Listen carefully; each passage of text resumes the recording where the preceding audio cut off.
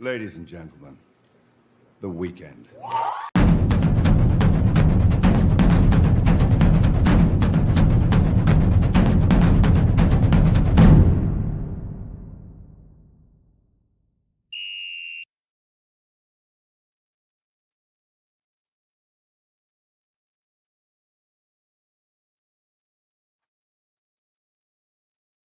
Well, everyone, welcome again. It's another Friday. You know what that means? It's another Conquest call-in show where you, the Trojan fans and college football community, are here to talk about Trojan football. I'm here every week with my editor and co-host, Matt Zemek. We really can't stress this more. You guys are the show. You guys are the stars of the show. Come here and shine. We really want you guys to have this opportunity to sound off on the greatest college football team ever. And this is your vehicle for that. Remember to turn down your whatever TV or whatever you're listening on and have your questions ready. We're going to fire through them today. We got a bunch of calls on the call queue already. Getting ready to get started. Matt, how are you doing Friday?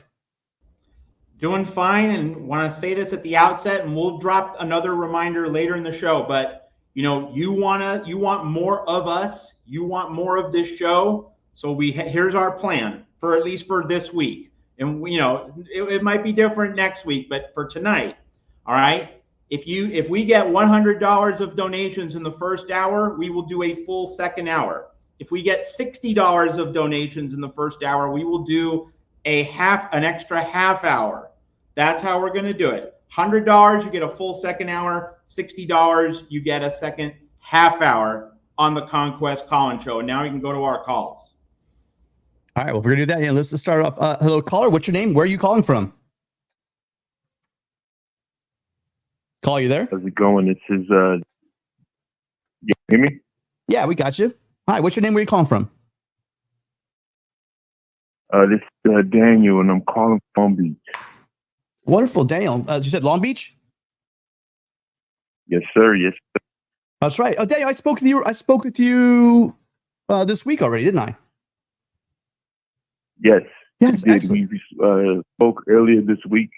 I had some things I wanted to just, to the fan base, and then I had a couple questions for you guys.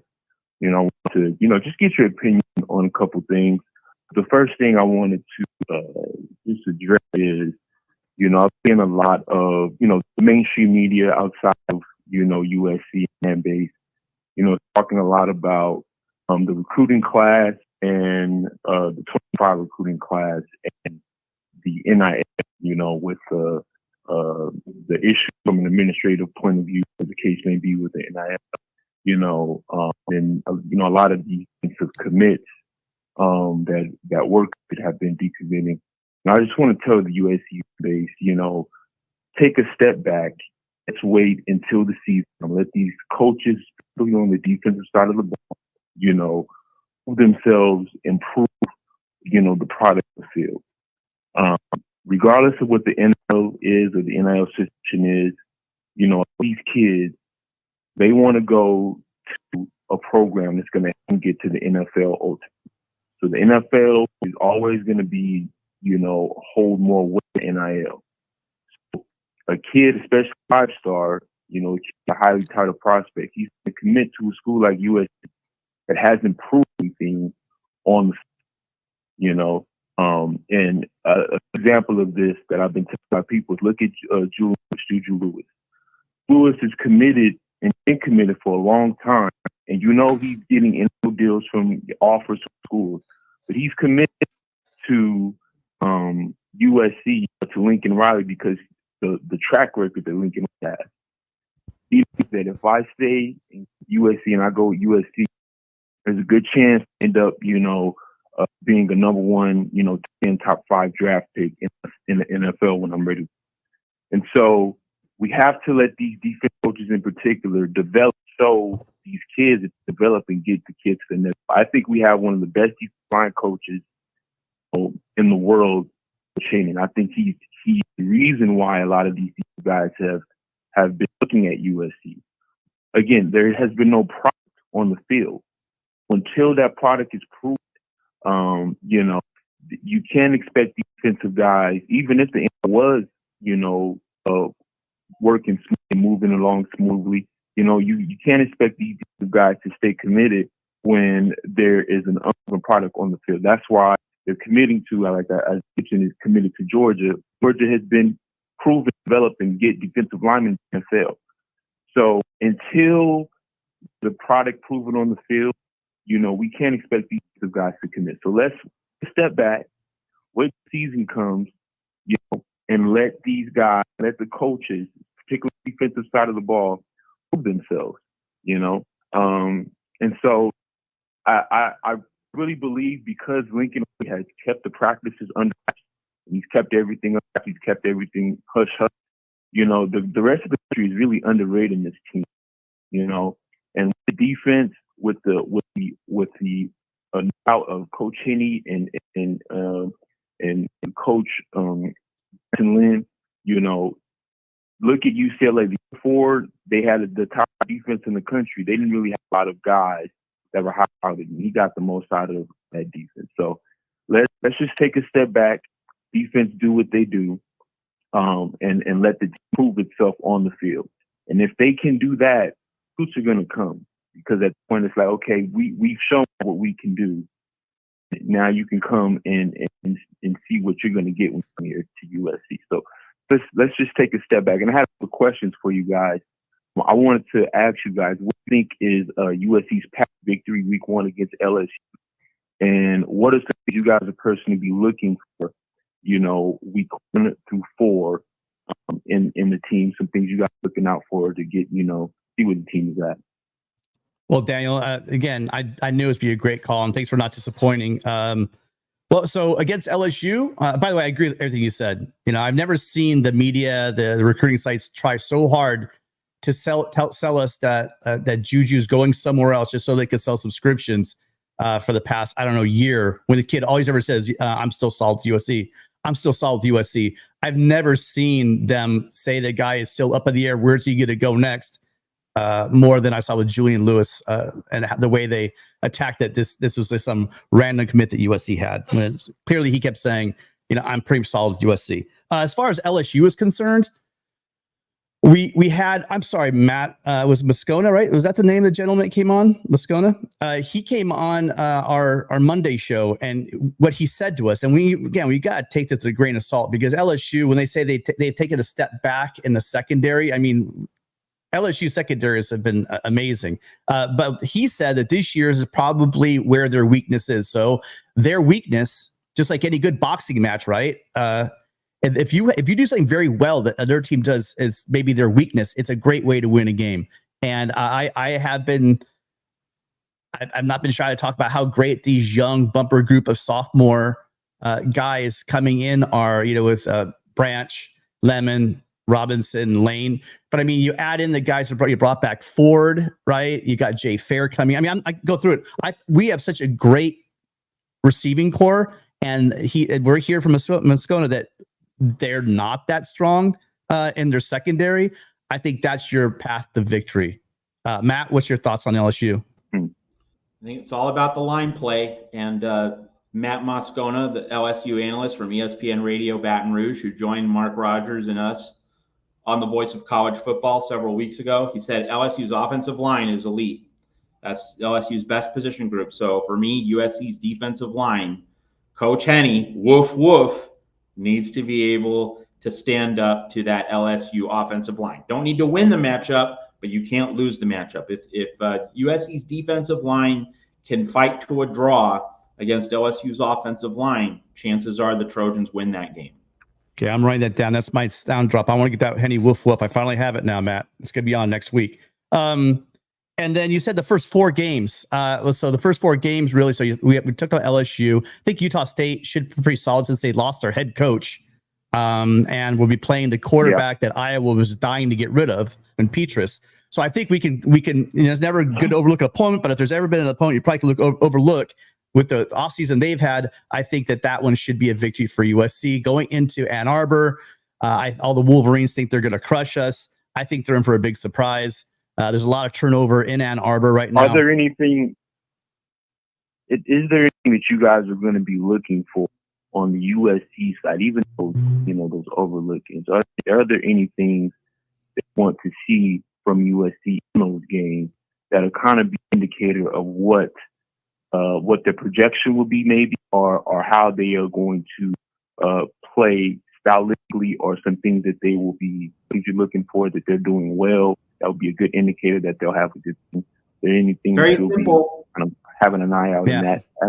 Matt already said the trenches, the defense and offensive lines. I mean, it's really very simple. USC was soft last year. USC was soft last year. USC needs to be not soft this year. Period. It starts there.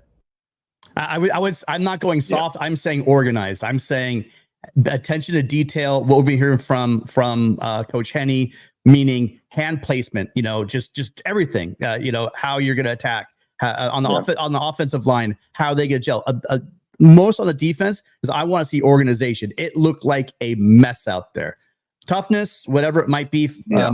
My concern was from last year is it just did not look like a cohesive unit, nor did the offensive line look like a cohesive unit. Yeah.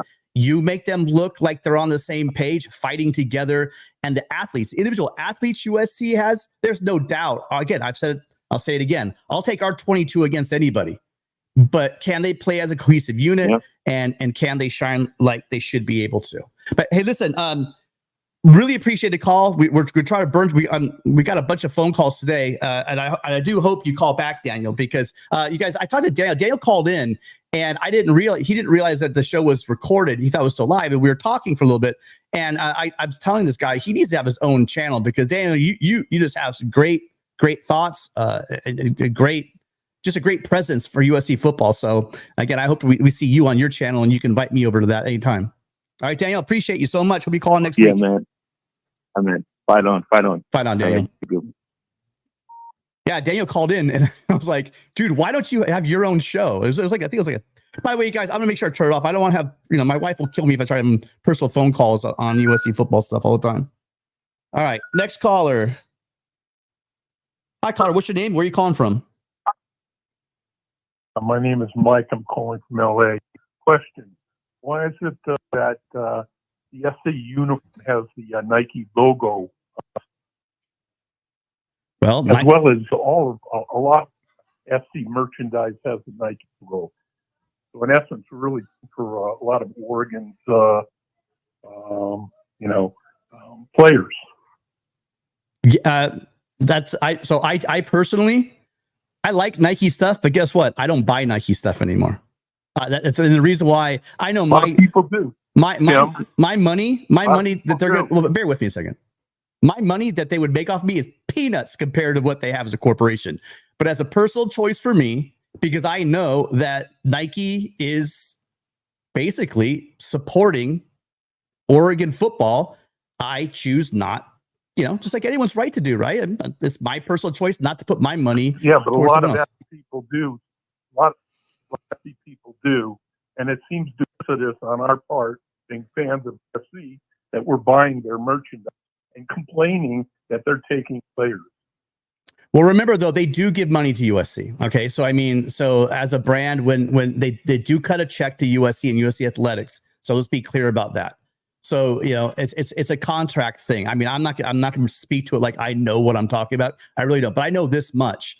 I know that the different universities have contracts with the apparel companies to be their brand, and you've seen what Under Armour and Adidas across town, right? And I think they have like the Jordan. I can't remember. I can't keep up with it. I know USC's been Nike as long as I can remember, because Nike, wins the bidding battle. When it comes down to that, it's really how much money do you want to give us? And they look at it as purely a business thing. On a personal level, again, myself, I do not buy Nike product. Oh, I think I'm wearing a Nike t-shirt right now, but I mean, I don't usually. It was a gift, but I don't buy Nike. I don't do it. Why? Because it's a personal choice that I feel that I am contributing in some kind of way to the Oregon athletic program. And that's just my personal take. Matt, what's your take on Nike? I really don't have one. I am not really, I'm not passionate about Nike one way or the other. I mean, there were the sweatshop issues decades ago. Frankly, I don't know if those issues have been resolved or not. But minimal issue for me. What matters is USC getting its NIL house in order. That's what matters. Yeah, absolutely. Anything else for us? No, that's it. Hey, listen, Mike, thank you so much for calling. I hope you call next week. It's going to be a great season, and we need great callers like you. So thank you for being here. Thanks, Tim. All right. Okay, let's keep it rolling then. Again, it's a personal choice, you guys. I'm not trying to call for an embargo on Nike. I mean, I know the young guys, you love your Nike gear. Believe me, I go to the gym. I see it. Nike this, Nike that, Nike keychains. I mean, you guys got all that Nike. Do what knocks you out. Me personally, I'm not supporting it. Hello, caller. What's your name? Where are you coming from? Hey, Tim, it's Adam from New Jersey. How are you doing? Hey, Adam. Nice to hear from you. How you doing? All right. Great to talk to you. I'll keep it brief. I was reading through the comments and considering a few of the calls on one of the shows last week, especially Gary from Dana Point, in which he said, we need to be patient. And given the schedule, the adjustments going to the Big Ten, the NIL issues, and the roster, I kind of reconsidered. And here's my thought. If we go 8-4 this year, I would be okay with that. If we go 9-4 the year after, and then 10-2 and a playoff in the third year, that to me would be an upward trajectory and a positive development for our program. I do think we need to be patient, and I think that's a realistic goal considering our schedule, the roster, and like I said, the adjustments that we have to make. So I caution people not to want to win immediately, but to embrace a process that's going to ultimately lead to national title. And for me, that would be 8-4 this year, 9-10-2 in the third year. What are your thoughts? One of the more optimistic calls from you, Adam. I'm going to embrace this. I'm going to cherish this. I don't think that you can judge a program in 1 year. I don't think you can judge a career like everyone wanted to do last year with Lincoln Riley in one season. I think you need to judge this the way you would judge almost like a momentum thing, almost like is there traction? And do you see improvement? Is that improvement enough to keep you up with your competitors? Because one of the things we've talked about on the show when it comes to recruiting is everyone talks about NIL, but really the big issue with recruiting has been the product you've had on the field for a number of years. And then since you allowed that product to continue for a number of years, you have a lot of defensive players easily being swayed by negative recruiting saying, yeah, but I mean, sure, they might be good, but we've been putting guys in the league for the past 10 years. We've been winning 10 games a year for 10 years. Why go with them? If you cannot win 10 games, which I think is more important is can you put a product on the field that's going to encourage those kids that are on the fence, either A, to come back to SC or to choose USC this year and going forward. I'm not hung up on wins and losses this year. If you held me down and said, with a gun to my head, what's USC records going to be? I want to say in my heart 11-1, but if you want me to be realistic, I'm really looking at 9-3. There's like 4 toss-up games I see, so I give that 2 losses. And you never know. There's always that one game. And the thing that really worries me, and I've said it since the beginning, is our depth. Our depth at key positions may evolve. Again, this is before we see how these young kids are doing. But I want to see on the field that we do have depth, because if we don't have depth on the defensive line, it's going to get rough towards the end of the year. Matt, sorry, that was too long. Your thoughts? It was not too long. Adam, it's really about the improvement, but to an extent, the wins and losses also need to reflect the improvement. Like, it's a mixture, and like if USC's 2 losses are like a 35-34 epic to Michigan and a 31-30 classic against Notre Dame, that will feel very different from losing by 4 touchdowns to LSU and losing by 3 touchdowns to Penn State. So it's a mixture of everything. I would say 8-4 is the floor. Like, if USC is 7-5, that's a 5-alarm fire. Even if there's a sense that there's been some improvement here, some improvement there, you have to have at least 8 wins to go along with that. So it's a mixture of different things. There has to be a sense that things are going in the right direction. And here's a key point. Let's get this established now.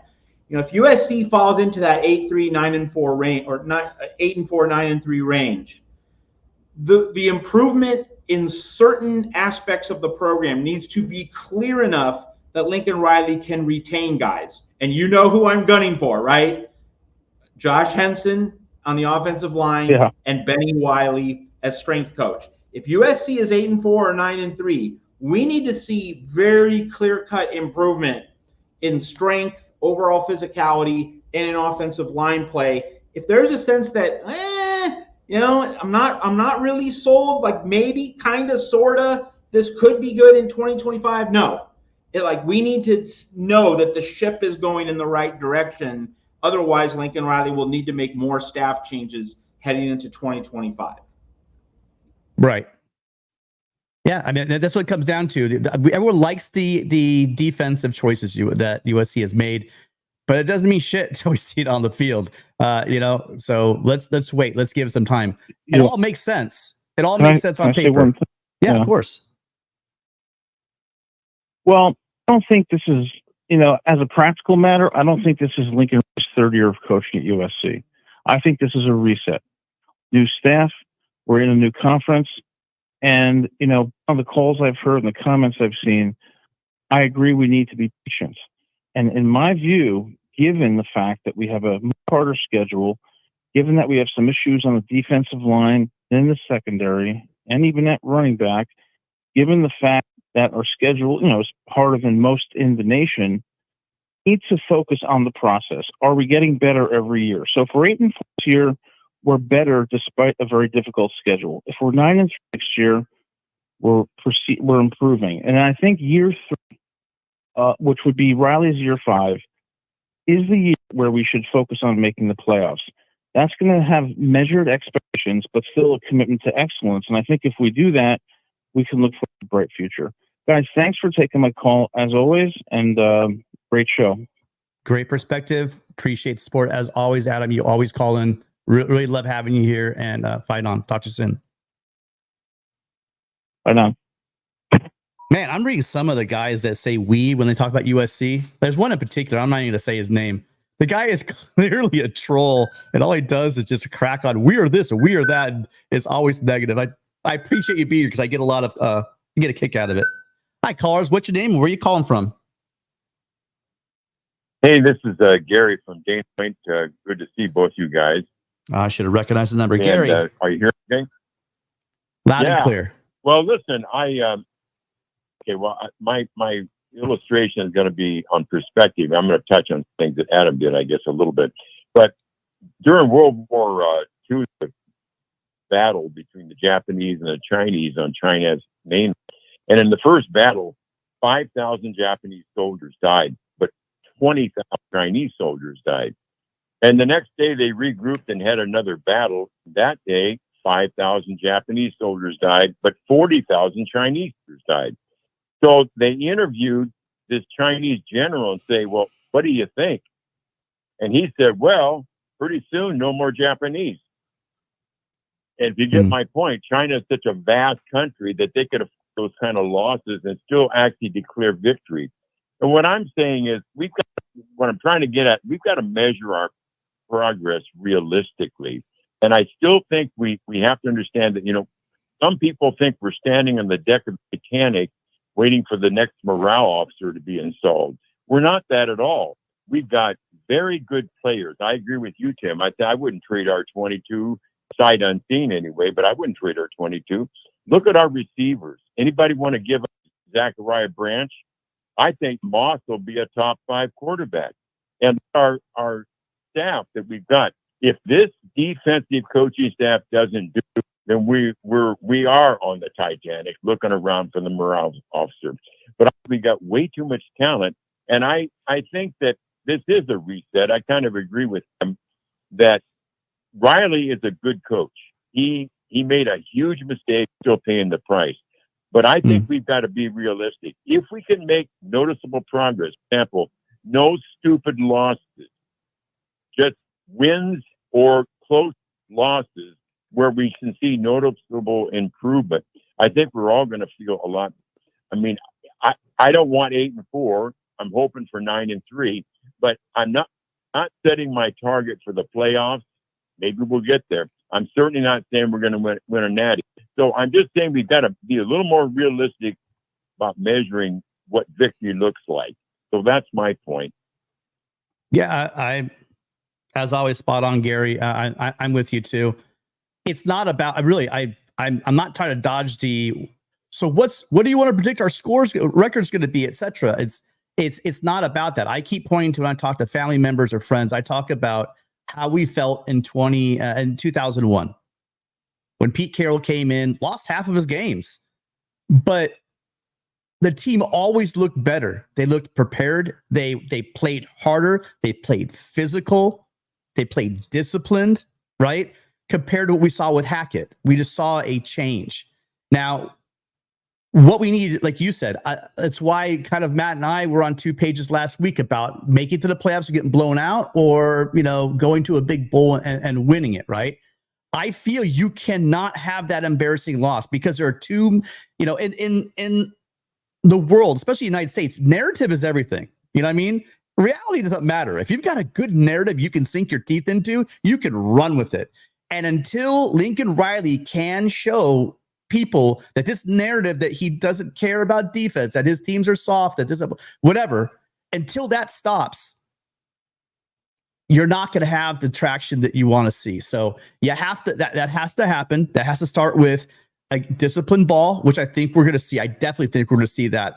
The difference we're going to see with Belk, Entz, and Henderson, along with Nua, and then in Lynn's system, I know guys aren't going to pre-snap, be running around looking, trying to make sure that they're they got the right, and they're in the right place, and they have the right gap assignment. It's just, I know it's going to be sound. And if, like you said, if the losses are close, they suck. No one likes a loss.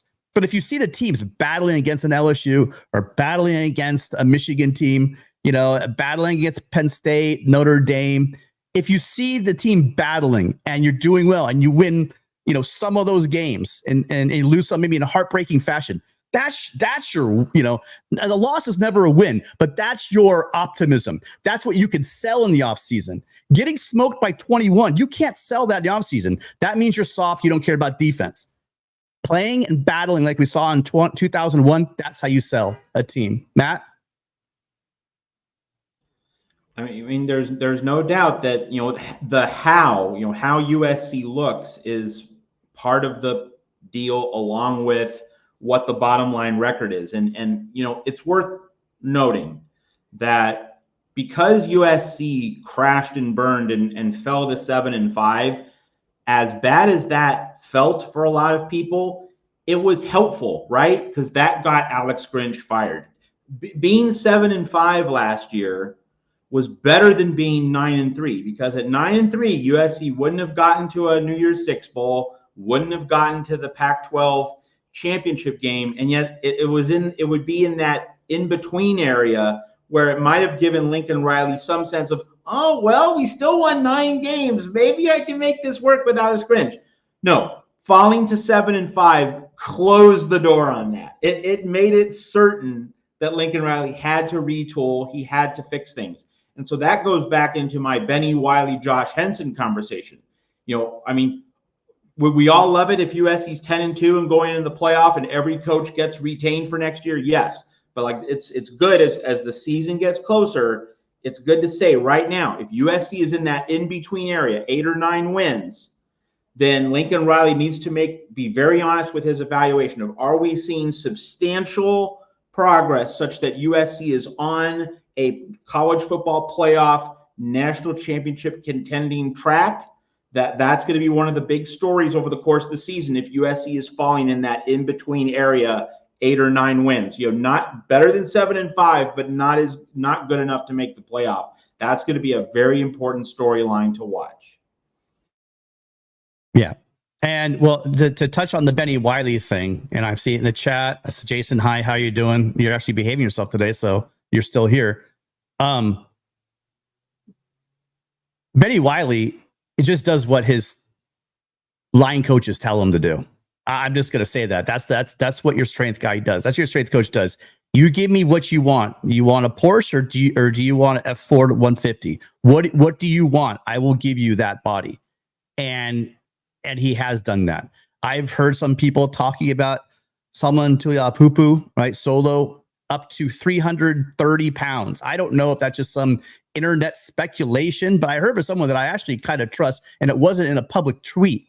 So these bodies are being developed. The question is going to be is, can you play with that? You know, it's one thing to put the weight on. It's another thing then if the weight's healthy. But if you have both those things, you got to get used to that weight and play with it because you're not used to running around at full speed with an extra 20 pounds on your body. How does that affect your fine motor skills and how you're able to do and your technique? So there's so much that goes to all of this stuff that we will see it on the field. I mean, that's the simple part. That's why everyone tries to complicate football so much, really. But at the end of the day, you know what you're seeing.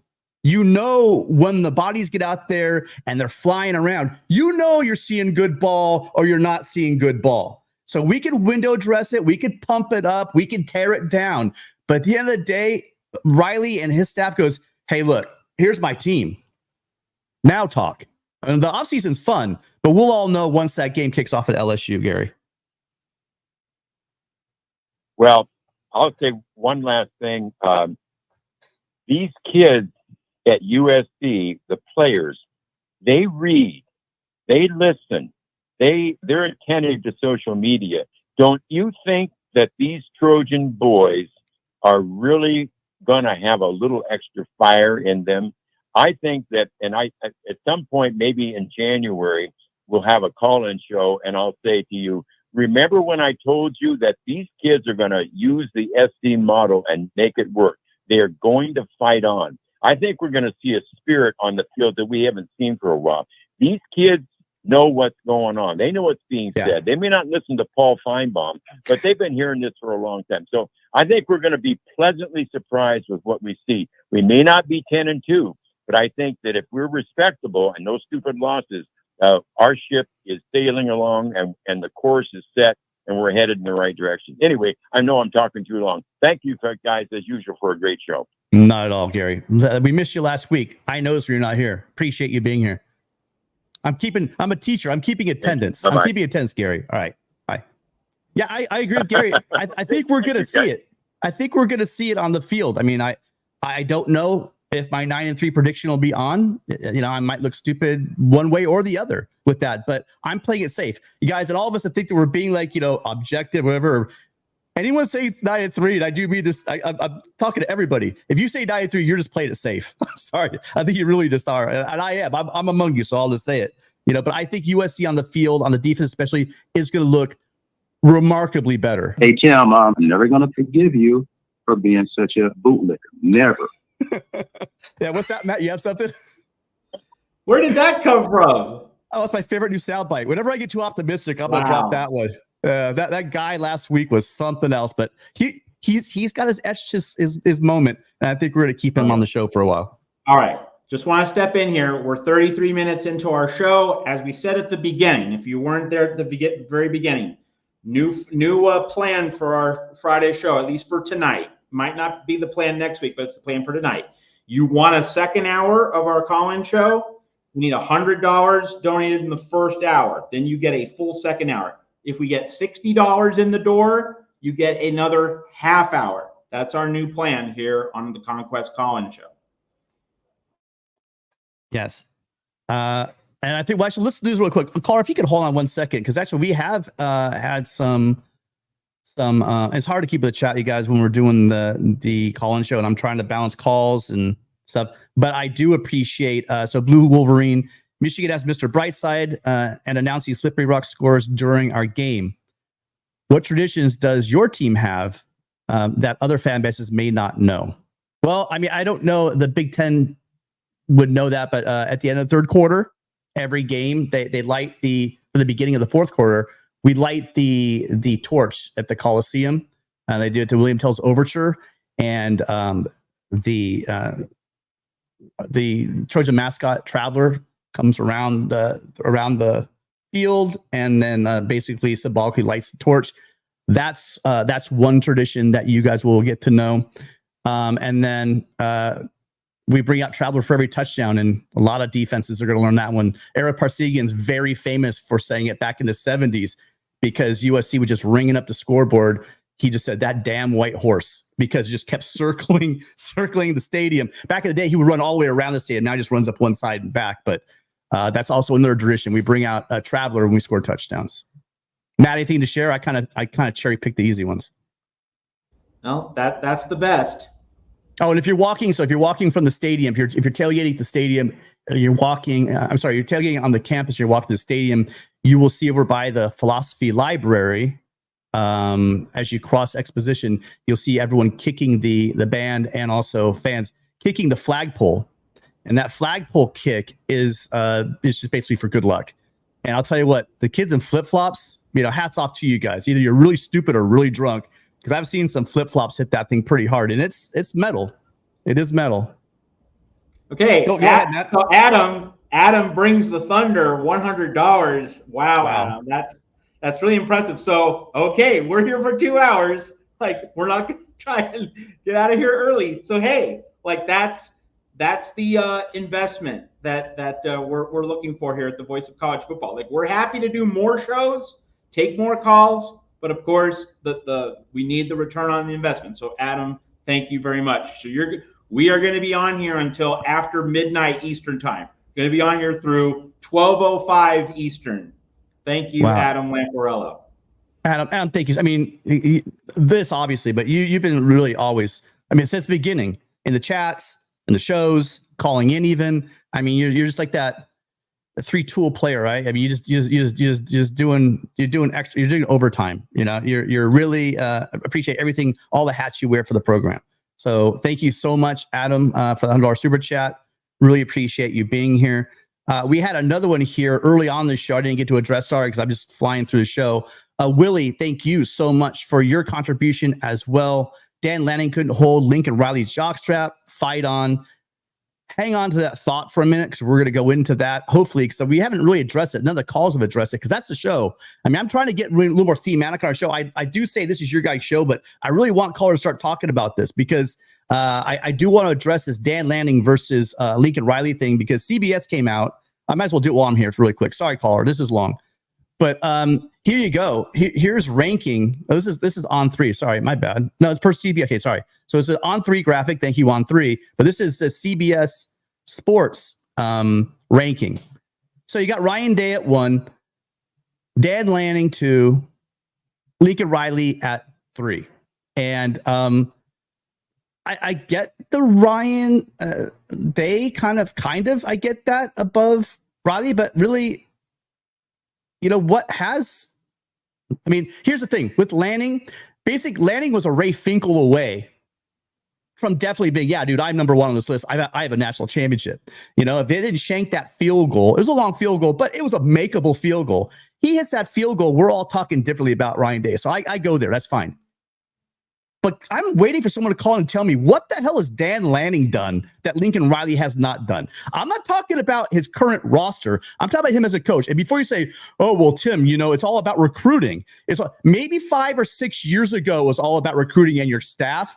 Now it has a hell of a lot to do with NIL. And I'm going to tell you right now, you give Lincoln Riley and this staff, that kind of support. You give us an Uncle Phil, and I bet your rosters are very similar. So feel free. Either you drop us a super chat or you come on here and you explain to me, any Oregon fan or anyone, you tell me what the hell, or even a Trojan fan, what has Dan Lanning done that Lincoln Riley hasn't done 4 or 5 times? So I'm waiting to hear it. Matt, really quickly, do you want to correct me? Oh, well, first off, let's just clarify. Top 5 in the Big Ten, top 5 in the country. Like, those are 2 very different conversations. But I would agree with you. Dan Lanning, look, he's recruiting amazingly well. He's doing so many aspects of program building well, and Oregon is in position to make the college football playoff semifinals, maybe even play for the national title. But Lanning actually needs to do that first, right? He has to actually seal the deal, cement the recruiting and the roster construction with a top 4 showing. Because Lincoln Riley's been to 3 college football playoffs. He's coached 3 Heisman Trophy winners. He's not even 41 years old. So, like, if you're saying right now, who's doing the better job right now? Okay, it's Lanning. But in terms of when we talk about who's the better coach, we usually don't just talk right this second. We usually talk about the full resume, the full body of work, and Right.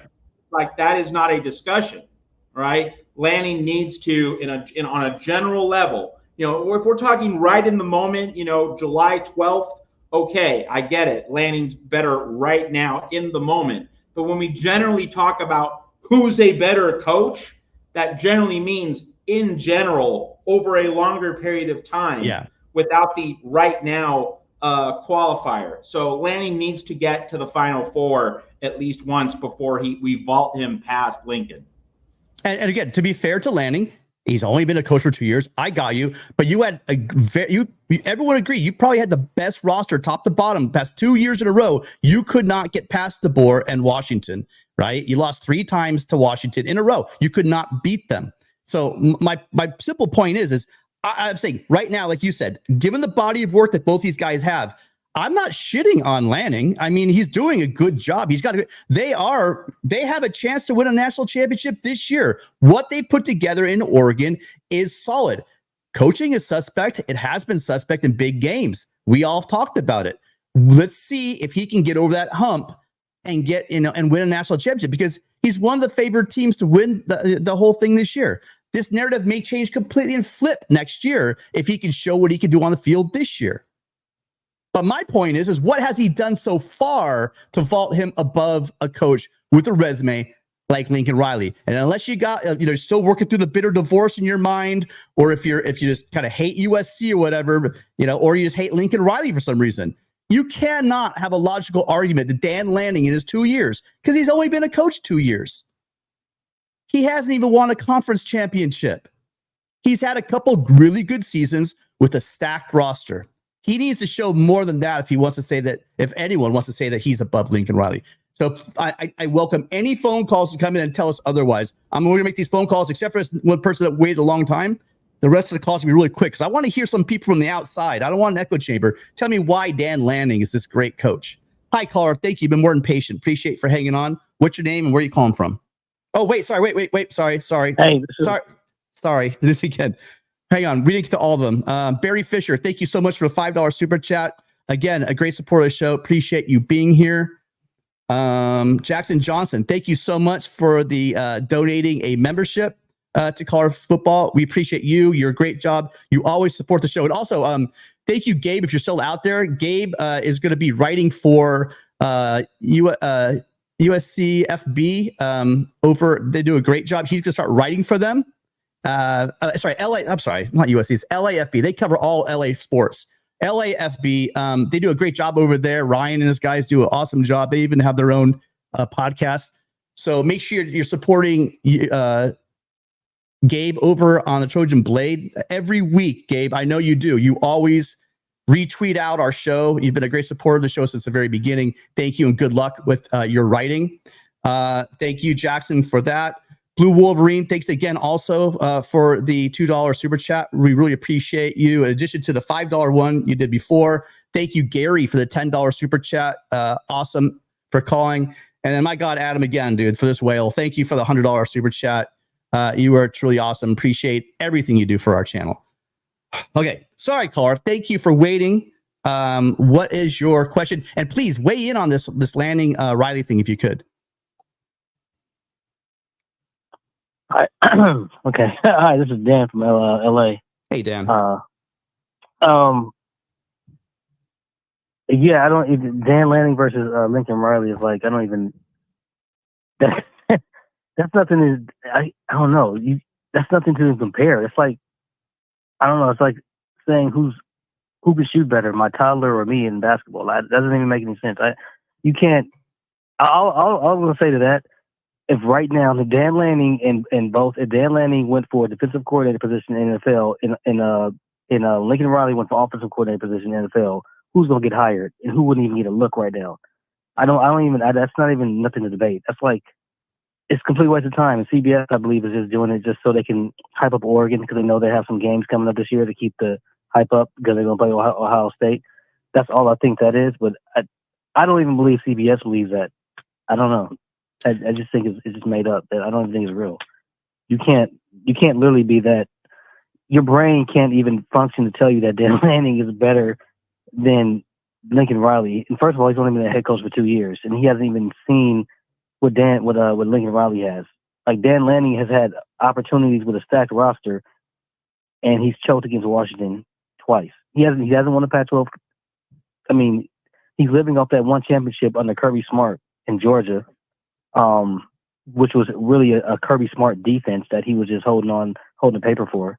But that's my opinion on that. And other than that, USC is still going 11-1. Hey, he might be the greatest coach of all time. The man's only been there 2 years. I'm not cracking. You know, I want to give him a chance to do what he can do. And again, I do think they're going to do some wonderful things this year. However, preseason, for this number to come out and put Riley behind him, I think this is just people farming for hits is really all it can only be, because that's just, you know, maybe we're giving it oxygen and we shouldn't. Sorry. What did you want to talk about tonight?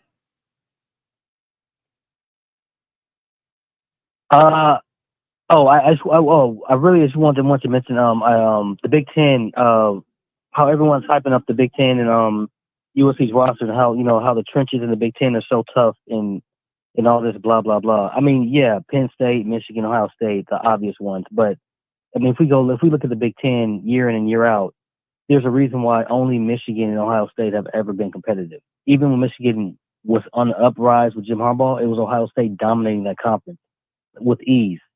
I mean, really, Maryland, Wisconsin, Nebraska, those guys. I mean, I think we're really giving them too much hype than what they are, because we've seen multiple times of lower teams in the Pac-12 go out there and destroy them, and now all of a sudden, this year they're just the toughest thing that USC is going to ever face. I mean, I understand the trenches, you know, USC maybe be lacking, but I think USC has a lot of talent on the back end that a lot of these teams don't have. Like, we talk about the offensive lines in the Big Ten, that's fine, but what about their too deep? I don't think their too deep can go against USC's too deep when you're playing Illinois or Maryland or Minnesota. That their athletes aren't going to be able to compete. I'm sorry, I don't believe that. I'm going to have to see that on the field to see that their backup O-line can go against USC's backup D-line. I highly doubt that. So, I mean, I think everyone's giving Big Ten way more credit what they deserve, because who's been doing anything in Big Ten for the past 10 years is Ohio State. That's it. Michigan just jumped on the party, and now half their team is gone and their coaches. So, I mean, why are we really – I mean, I understand those few teams in the Big Ten that are usually good, but other than that, I think USC will be able to recruit and compete in the Big Ten on the trenches. I mean, another thing, who are these offensive lines? What quarterbacks are these offensive lines protecting in the Big Ten? Who? In Illinois, in Iowa, in Minnesota, Nebraska, Purdue. What quarterbacks are they protecting? Who are we worried about? I don't know. That's just my opinion. Maybe I'm a USC bias, but that's all I want to say. Well, we all have a bias. Let's not lie. But a lot of what you say is what I've been saying for a long time. I get a lot of pushback from my Big Ten friends, and we argue about the fact, are the offenses in the Pac-12 that good, or were the defenses in the Big Ten that good? And I think the answer is a little bit in between, because are the defenses in the Big Ten facing the offenses in the Pac-12, and are the Pac-12 offenses facing defenses they have in the Big Ten? We are going to find a lot of that, because we decided to take the best offenses in the Big Ten, minus maybe Arizona, and throw them into the Big Ten and see how the Pac-12 teams are going to do. And I think the truth is somewhere in the middle, but I do think that good offenses still have a way with good defenses. And so I think that we will see, because look, it's not like Ohio State, who has a very good offense, is having difficulty, Matt, putting up points on the board and putting up yards against these vaunted Big Ten defenses.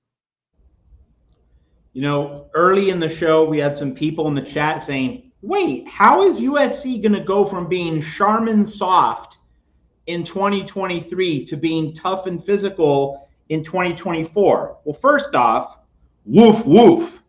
Start there. But secondly, you know, Lincoln Riley has pledged, and like, doesn't guarantee success, but like, he has at least claimed that, you know what, I was too much of a finesse-oriented coach these past few years, going back to Oklahoma. I need to change my style, my modus operandi. We need to have a thicker, more muscular, more physical football team. So like, there has been, at least outwardly in terms of what's being said and what USC is trying to do, a move toward a more physical style after the speed D, finesse-oriented model of the past 2 years. So how can USC become physical? better coaches, different coaches. And let's remember, this isn't just a trench thing either. I mean, it starts in the trenches, but Taylor Mays, he's on the staff, and remember, there's no more limits on the coaching. No more limits on coaching. Taylor Mays can be with this team on the practice field, in the stadium on game days. Taylor Mays coaching that secondary is going to stick people. So USC has the coaching to become a physical team this year. Hey, look, you guys, I haven't asked yet, but really quickly in the chat, if you guys are liking the show, even if you don't like USC, if you're enjoying the banter, you're enjoying the show, please give us a like and think about following. If you do enjoy the channel, we're going to be doing this all the way through the season, maybe multiple times a week. So please go ahead and hit the like and subscribe if you've enjoyed any of the content so far. And Matt, I was going to say that to you. Yeah, you brought it up. It's not just one level of football. We can never give Coach Henney enough credit, because I love that guy. He's awesome. He's going to be huge for USC. But, you brought up Taylor Mays. I literally, as he was talking, I wrote down Taylor Mays and Matt Entz, because you think both those guys aren't tough as nails. They're instilling the defense. And I don't know enough about Doug Belk, but I'm going to guess that, he's a Saban disciple. I'm pretty sure he knows a little something about toughness. So mental and physical. So how are we going to change well, look at the starters. You guys, on day one in LSU, try to go, if you guys know USC's roster from last year, take a look and see how many starters from last year. I don't mean backup Trojans. Like, I'm not talking about, Rajon Davis that might evolve here through camp, that might be on the field. I'm saying, look at the number of starters from last year that will be starters this year. And also, then when you start talking about the starters from last year, I mean, I can't wait. And I think Gabe from Trojan Blade actually brought up to this point. I want to see talk about Matt Entz. I want to see what Matt Entz does for guys like Cobb, right? And see how he changes his game and his play. But there's no doubt that this team is going to be tougher at all. I mean, I can't wait to see Mason Cobb. I mean, these guys were great at other schools, came here, and Matt throws. I hate using that word soft, because even in a losing season, I will never call a Division I football player soft, because those dudes do things that most guys would kill most people that are on the internet. But I get the mentality might have been a bit soft. So that's where I will agree. And I think that they've made those changes to the coaching staff, a different mentality on and off the field. And it's less about individual players. It's the collective. The collective was soft. Like, you don't have to single anyone out. Just the whole product was soft. Right. Well, listen, Dan, thank you so much. Appreciate you being here. We're going to be here for a long time now, Matt. We're still here for another hour. Apparently, people want to hang out. But appreciate you, Dan. But we do have the calls queues lining up. So thank you so much. I hope you call in next week. Sure, fight on. Fight on, Dan. Okay, we lost a lot of you guys out that were calling in, but we're here for another hour. If you guys want to load that call queue up again, I will try to move the calls a little bit faster. Again, this is your guys' show. You may talk about anything. You don't have to talk about anything at all. But I would love to hear everybody weigh in on the Riley versus Lanning thing. That's really got my interest, because I saw that. It just kind of set me off, to be honest with you. Hey, Tim, I'm never going to forgive you for being such a bootlicker. Never. Hey, caller, thank you so much for calling. What's your name? Where are you calling from? Hi, guys. Dave from Iowa. Hey, what's up, Dave? Hey, so I guess I'll be the first. I mean, I said it last week, and I totally understand where you guys are coming from in terms of Lanning 2 years. Can't do it against the top talented, or when he has the most talent in the conference, can't get it done and whatnot. But I will say, hey, in terms of respect to him, when he does get questioned and hit for those bad decisions, he doesn't kind of go back on the fan base, go back against the country. He owns up to it. Last time I checked, when Lincoln Riley was offended on, in a sense, the idea of Grinch staying in the Colorado game, he called us, and basically majority of college football fans, untrained eyes, and, was very defensive. So I just want to say that. And then just another thing, for the people that, gave the comments last week, I'm not an Oregon fan. I just know my facts about Oregon and USC. Do you guys know which two USC coaches that have won natties at USC came from Oregon. Yep. McKay and Robinson and McKay. So I just want history to repeat itself.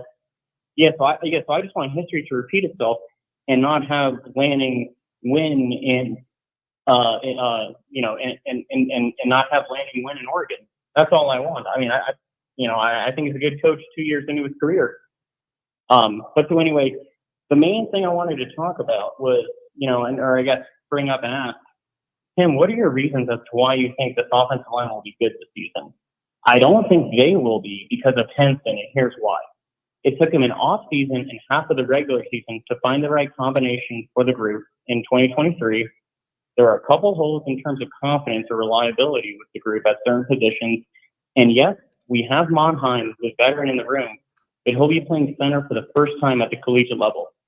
Not a whole lot of guys can handle snapping and blocking, especially when you have a 330-pound nose tackle breathing down on you, which is something USC doesn't have on the roster in terms of a proven nose tackle. What do you think? Where do I start? Okay. I'll start first with why I think this offensive line is going to be better, because a couple of things. When Riley got here, he did get a solid core of linemen that had, that Clay McGuire, when they finally just had this epiphany, hey, if we're going to run an air raid, why don't we have an offensive line coach that actually knows how to coach the O-line in an air raid? That's a good idea. Why don't we do that? And so in that 1 year he was here, he brought those guys along so far and kind of just handed them over to Henson. And they had a couple a tackle in there, but really they had a ready-made, even a little bit of backup. But the problem is that there was nothing behind those guys. And so we saw that in year two. And what we did is we saw Henson, and I agree with you. I was totally stupid. I was thinking, oh, they're just trying to get some of the young guys some playing time. But they kept moving the guys around. I kept wondering during the spring game, during early on against San Jose State. I mean, they just kept moving guys around like it's this musical chairs thing. And I was, trying to be, I was being. Hey, Tim, I'm never going to forgive you. I mean, I know that I was bootlicking a little bit at that point because I was just being optimistic that they were going to figure it out. But they never did figure it out. And that's why if you've been listening to the show, I'm very optimistic about this offensive line. But I've been saying one thing, Dave. I've been saying more than any other unit on the field, your O-line needs to have it together. You need to be cohesive. You need to have experience with each other. Last year, they didn't have that. They were true freshmen. You don't throw a line of true freshmen out there. I've watched, if you look at the size these guys have, and you look at their film and the way they move, you'll know why I'm optimistic. And really, the one thing I like the most about them, guys like, Banuelos is hurt, so I'm not going to include him, but I loved his film. When you watch them play, they have a motor and a nastiness about them. They don't just have size. They just have a nastiness to them. And I know that these guys are going to be able to move well. And they're going to be technically sound because everyone's been crapping on Henson like he can't coach. I don't know where that narrative came from either, because again, I watched the O-line. So he has one bad O-line, then all of a sudden he can't coach offensive line.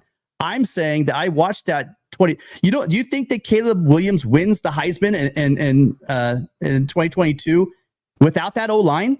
There's a reason why he brought that O-line around with him everywhere he went, because he did know what they did and he did appreciate that group. I think we have a similar group this year. Well, hold on, Matt. I think we have a similar group this year. Go ahead, Matt. Okay.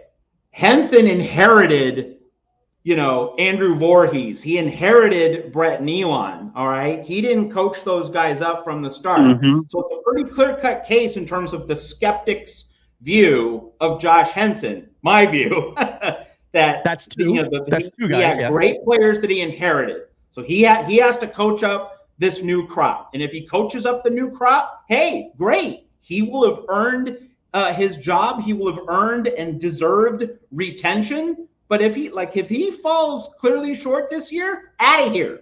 Done. We don't have time for subpar coaching. It was the Alex Grinch verdict, and Josh Henson should be coaching for his job this year, because again, year three, the guys he inherited were great. The guys that he began to develop, they haven't proved themselves yet. Now they might, But it's like we need to see the proof of that in 2024. We're It's true a pretty freshmen. clear Yeah. cut. Again, totally agree.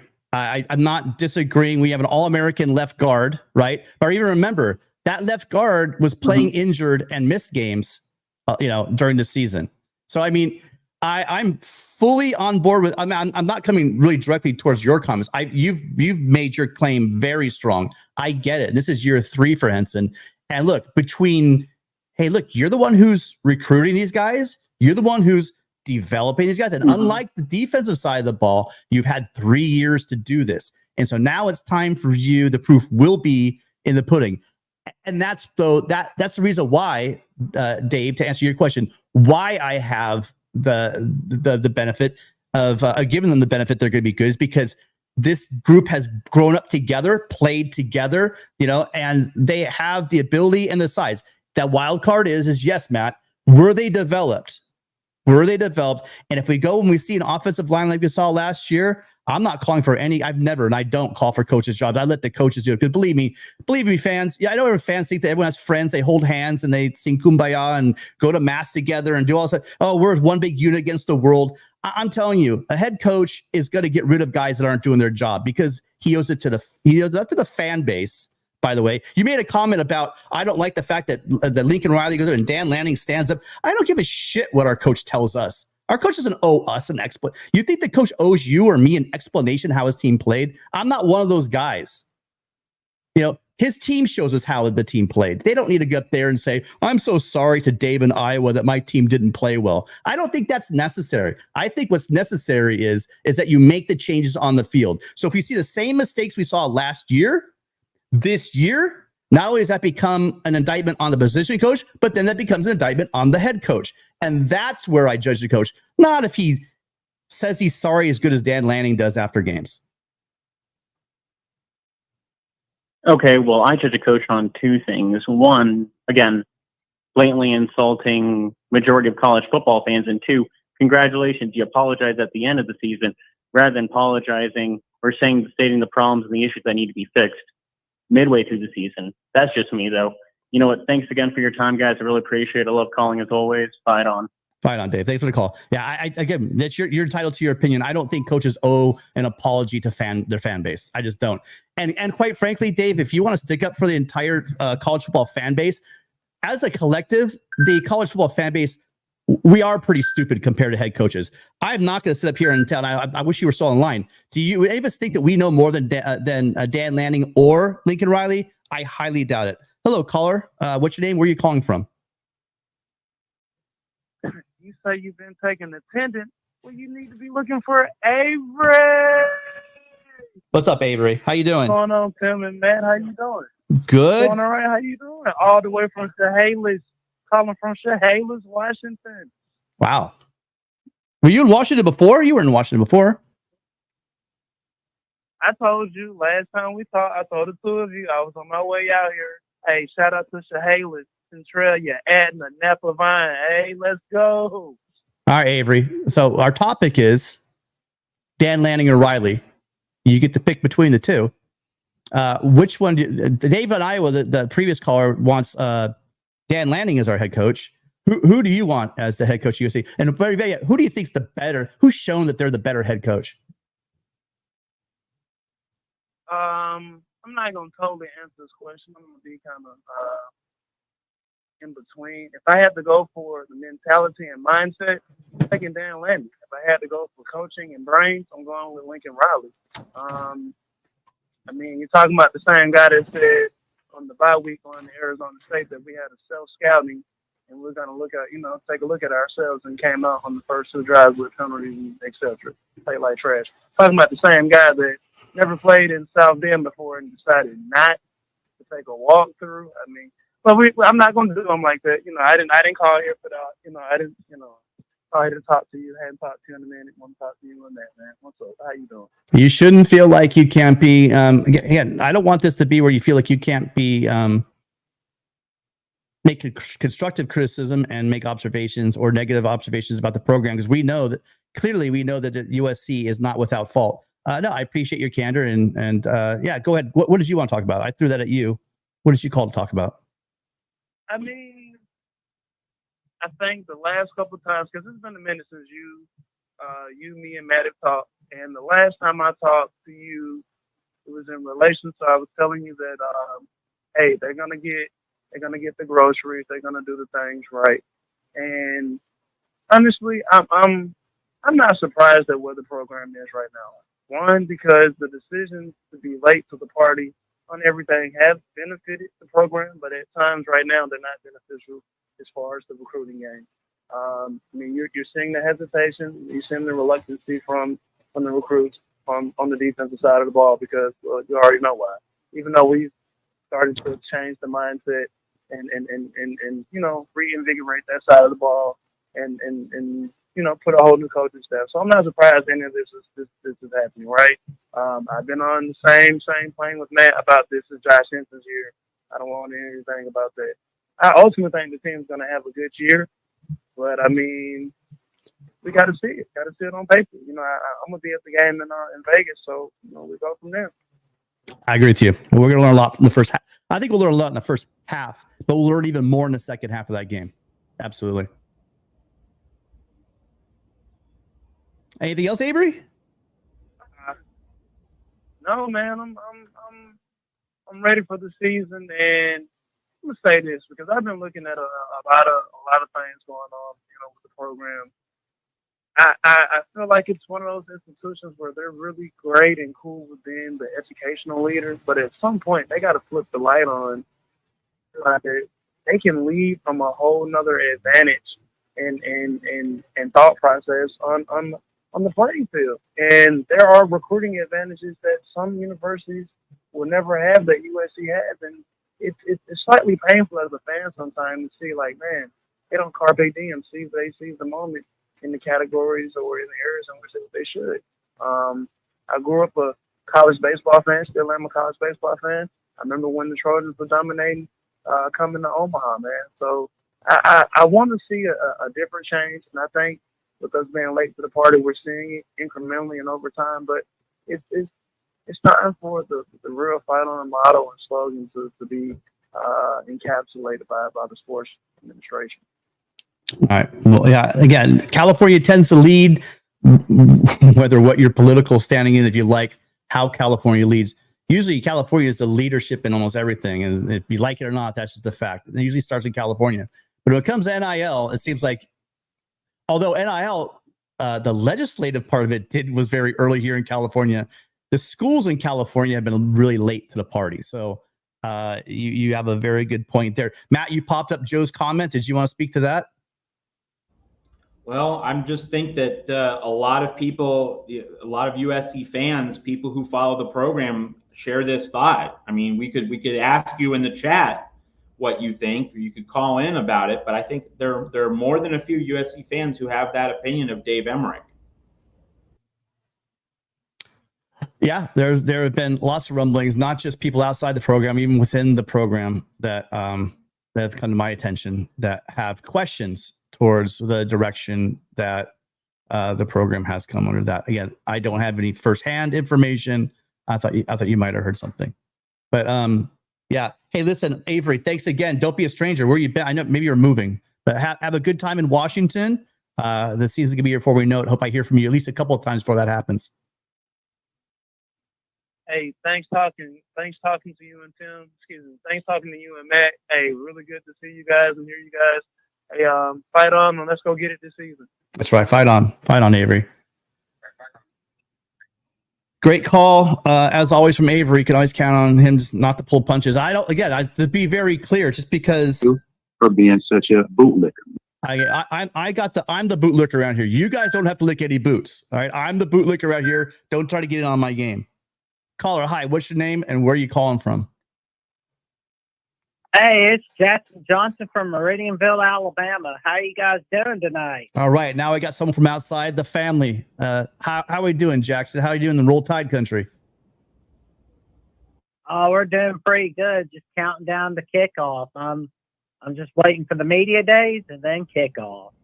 All right, Jackson, before we ask you about Dan Lanning versus Lincoln Riley, what do you have right now on the Jacksonian for your listeners? Well, I've got an upcoming episode coming up on Tuesday that I'm going to release on Tuesday night that I have with Jake Maserati, the host of Locked On Braves, where we'll be going over our take on what's going on with the Atlanta Braves. And then also, I'm going to have another episode later next week with AJ Black, the host of Locked On Boston College and the publisher of BC Eagle Insider, where we're going to be going over a lot about Boston College. And last week, I had on Gabby Hurlbut from Locked On Red Sox and the Boston Balling Podcast, where we talked an awful lot about the Red Sox and the 20th anniversary of the year that ended the championship drought for 86 years.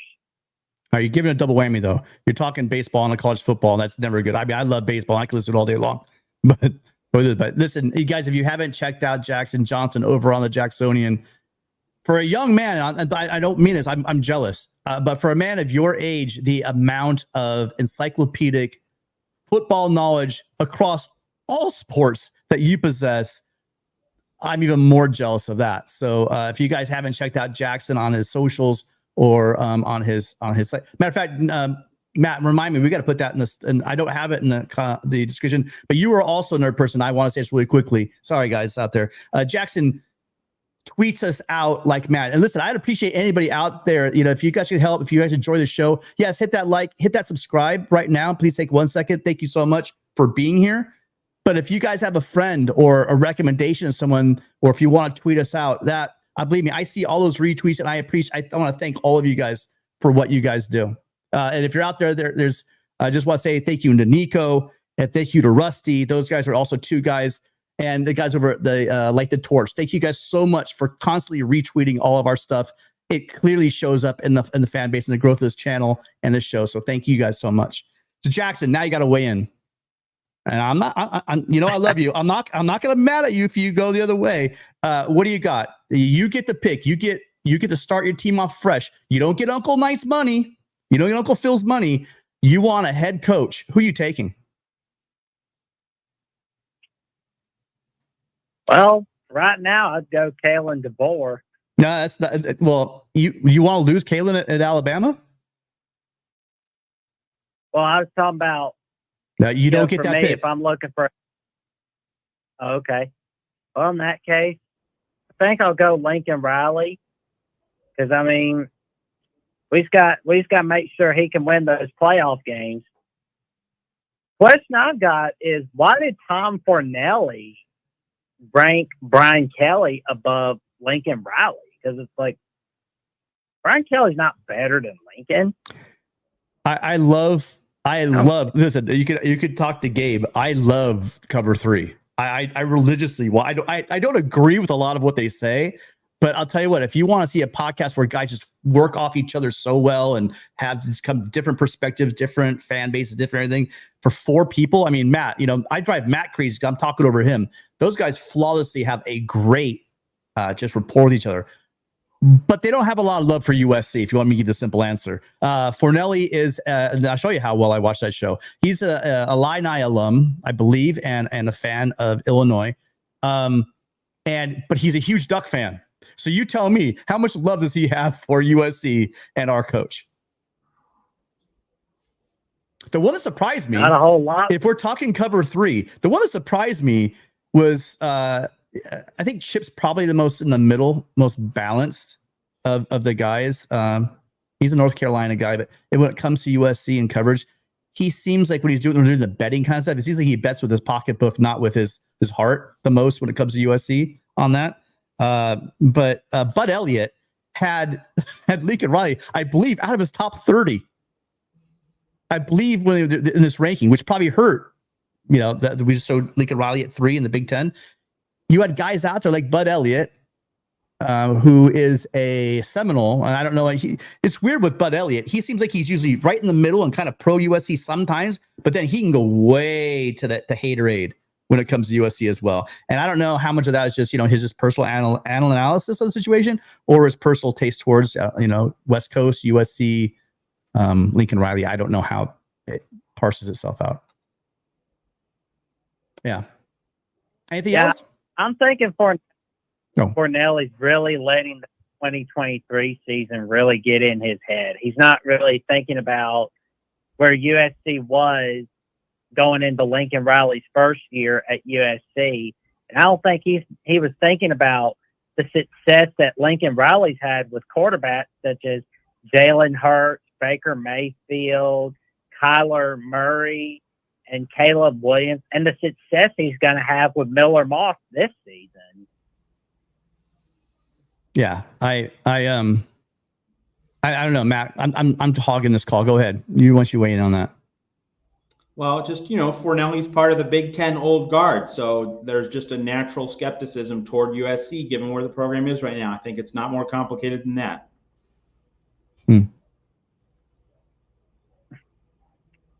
Yeah, it'll be interesting to see what happens. It's a shame that USC and Oregon aren't playing each other this year. I hate that they're not playing each other this year, but I know they'll play each other in 2025. So that'll be pretty fun to watch. So this is the kind of thing we're talking about. Who's smarter, college football coaches or college football fans? And I'll bet you even Dan Lanning would be able to tell you on this one.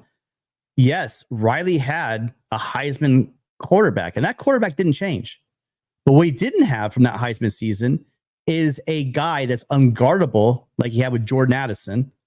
And he did not have an All-American left guard and a veteran offensive line. That's why, Frosty Mug, that and I've said this in the past, I'm not shitting or crapping all over Oregon. I'm really not. You're missing a point. They're not mutually exclusive. Both programs can be great. But I'm saying to you, given the body of evidence, and we weigh up two coaches, anyone picking Lanning, I want to hear the why, and I literally haven't heard it. If you want to say Lanning doesn't have the amount of accolades that Lincoln Riley has. He just doesn't. He hasn't done it. I'm asking you, Frosty Mug, what has Lanning done that makes him a better head coach than Lincoln Riley? And that right there has nothing to do with it, because neither Riley or Lanning walked in and are playing with, even now in year 3, they all inherited most of these players. Lanning's having some great recruiting classes, but how many of them are actually seeing the field? How many of them were playing that were Lanning guys, on the team on offense and defense? You're talking about rosters that they're trying to work through. I think Lanning's doing a great job with his recruiting, both and as well as the transfers. But there's a little thing, and it's not 100%, but their NIL, like they try to throw around, is always limitless. It's not that hard to recruit when you throw massive bags at recruits. It's not.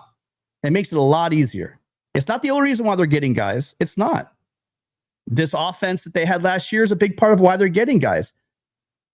But don't sit here and tell me that the offense up at Oregon is better than Lincoln Riley. Now you're just getting silly and stupid, really. That's a dumb comment. I'll call you out on it. All right, Jackson. Appreciate you calling in. Well, thanks for having me on, gents, and y'all have a happy Friday night. Stay safe, stay cool, stay away from that heat. I'll tell you one thing. I'm glad I'm not hearing any fireworks anymore anytime soon, because it was like that got too loud last Friday. I heard like a few people, like one neighbor was playing it the week before 4th of July. I'm like, you got your date mixed up, bro. Yeah, absolutely. Thank you for calling in. Appreciate you so much, Jackson. Oh, you're welcome. Y'all stay away from that heat. Yeah. Well, yeah, I can't stay away from the heat. I'm here in Phoenix. It's been like 117 for the past week. Hey, Tim, you take this next call because it's a 2-hour show. I need to just duck out for 2 minutes. All right. No problem. And really quickly, Frosty, one last thing I was going to say. You know what? I just kind of during that call, because I can admit, some things off the other side. You guys seem like you need some help on the Oregon side. Let me help you guys out. So Lanning's a defensive guy. Who do you pick for his offensive guys? Right in the bat, he came in and got Dillingham. Freaking awesome hire. Excellent hire. He comes in, he gets a top-notch OC. Offense plays great. He loses him to Arizona State. right? So you're in a situation where you have a great guy, you're rolling, but then he gets picked away. Well, then you pick up a young up-and-comer, Will Stein, who comes into the program and tears it up again. So your argument, if you're the Oregon fan so far, should be, well, he's done a better job hiring coordinators, which then I'm kind of going to have to concede to you. Now, we have Dan Lynn, but we don't, if I want to be clear and stick to what I've been saying about, it's not, well, what we think is going to happen. It's what you've done so far in your career. It appears so far in his career that Lincoln Riley, one of his blind spots is he inherited a Mike Stoops, and then he had Grinch. So it looks like he's not hiring the right types of coordinators. One thing Dan Lanning, and I don't know how much of it is Dan Lanning or how much of it is just Oregon, is they've replaced, they got a great OC in Dillingham, and Stein is doing great there as well. So there, I'm helping out your side. But even with those two things, it still doesn't show me how he's better than that guy's been to the playoffs 3 times, won his conference multiple times, 3 Heisman Trophy winners. I'm still trying to figure out why Dan Lanning's a better coach. Hi, caller. What's your name? Where are you calling from? Hey, this is Alex calling from Glendale, California. Did someone, I missed that last part, did someone just say Kenny Dillingham is better than Lincoln Riley or Dan Lanning? No, he's not better. What I'm saying is I'm looking at what Lincoln Riley has hired for his defensive coordinator. Mm-hmm. And then I'm looking at Dan Lanning. And again, I'm making an assumption that it was Dan Lanning who chose that staff, got him hired, etc. If it wasn't just cobbled together by the AD or whatever. But I'm going with that. I'm saying, if I'm going to argue, I'm getting no real duck conversation. Nobody's calling in to kind of really give me a good reason. And so what I posed out there is, like, when I was just talking to the previous guy, Frosty Mug, I thought in my head, well, you know what? He's hired some great OCs because their offenses have been great. Sorry, go ahead. What do you want to talk about? So first I want to touch on the Lincoln Riley, Dan Lanning thing a little bit. So first, kind of keeping it topical with the new college football game coming out. Now there's different archetypes of coaches. There's the motivator and the recruiter and the kind of strategist. So then you can kind of put Lincoln and Lanning into 2 separate categories. You put Lincoln as a strategist, and then you put Lanning as, I don't know if you'd call more of a recruiter or a motivator, but you're talking about building a team, and kind of the way you would build a team nowadays, kind of how I see it. And even if you want to go back to USC back in 2004 or 5 during the dynasty, Pete Carroll during that time was kind of the motivator, whereas Norm Chow and all the other coordinators were more so the strategists and the real brains. So I think that would probably be the way you structure a team, especially nowadays with the head coach having such big responsibilities. You would probably want to give a lot of your play design stuff and all of the kind of the big brain work to your coordinators and let your head coach do his thing. I don't know where you fall on that. I'm such a horrible host and a rookie YouTuber. You're going to kill me. I was actually trying to multitask. Can you just give me the nutshell again? What the question is? I was listening, but what's the nutshell? The question you asked me? You're good. So kind of, I would put Lanning, who is more of a motivator or a recruiter, as a head coach, and someone like Riley, who's more of a play designer and kind of, the big brain, the brains behind the offense, as a coordinator. I don't know if you would prefer to put kind of the brains as the head coach of the operation or vice versa. Again, I don't know how you would lay out. Like, if you're a coach, what do you think you would be? What do you think would help USC the most? Got you. Someone who's more of a motivator or someone who's more of a play designer? Yeah, thank you. I mean, and then one question after that. Yeah, no problem. Well, I like that. Well, I think in Pete Carroll, you had all of that, because that was Pete's defense. Yeah. That was Pete motivating. That was Pete recruiting. But can you imagine what Pete Carroll would have done? Now, this is a little mind exercise for you guys. If he had NIL and a Phil Knight behind him back in the 2000s, they might have won 100 games in a row. So, okay, sorry. So let's go to your question. And they were still amazing. So sorry. Let me see your question. On that staff were still amazing. Like Coach O was still on that staff. Like, the best recruiters were still on that staff too. So when you got that and a boatload of money, yeah, and you had McNair, you had advertisement too. You had So let's go to your question. So I think we have that guy in Eric Henderson, and I kind of made the joke about, I don't know what they have in the what's in the water down in Louisiana and defensive line guys that are lights out recruiters.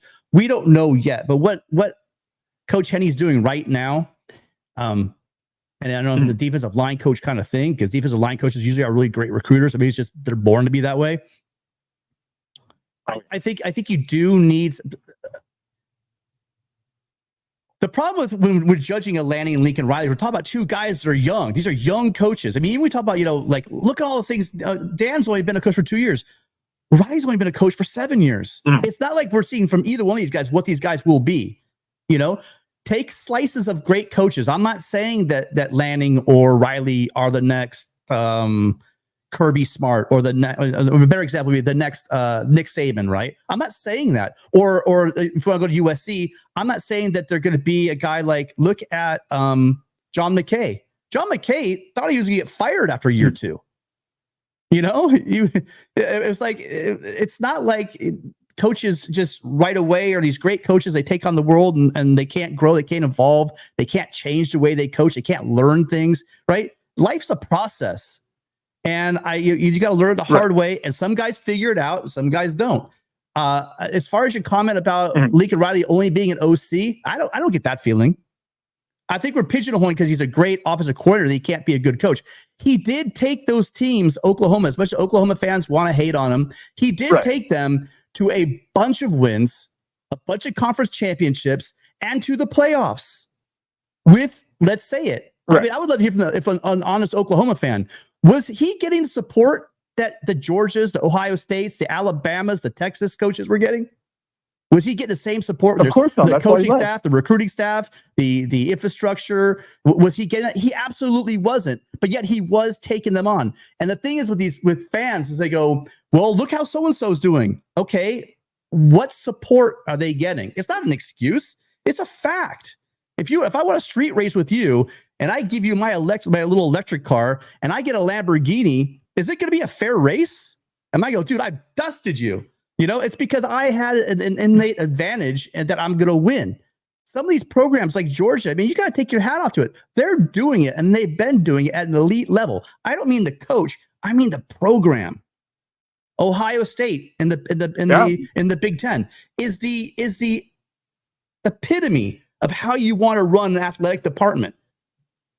So to compare these and say, well, this coach, this win that, good for you that you're winning a bunch of games. But if you have a lot of support on your side, now Lincoln Riley was promised all this stuff. And I do say Lincoln Riley is not going to go anywhere, unless he's not getting what he was promised he would get. And it looks like, that he's getting some of what he's wanted. He's getting a good staff, and the NIL has to get sorted out.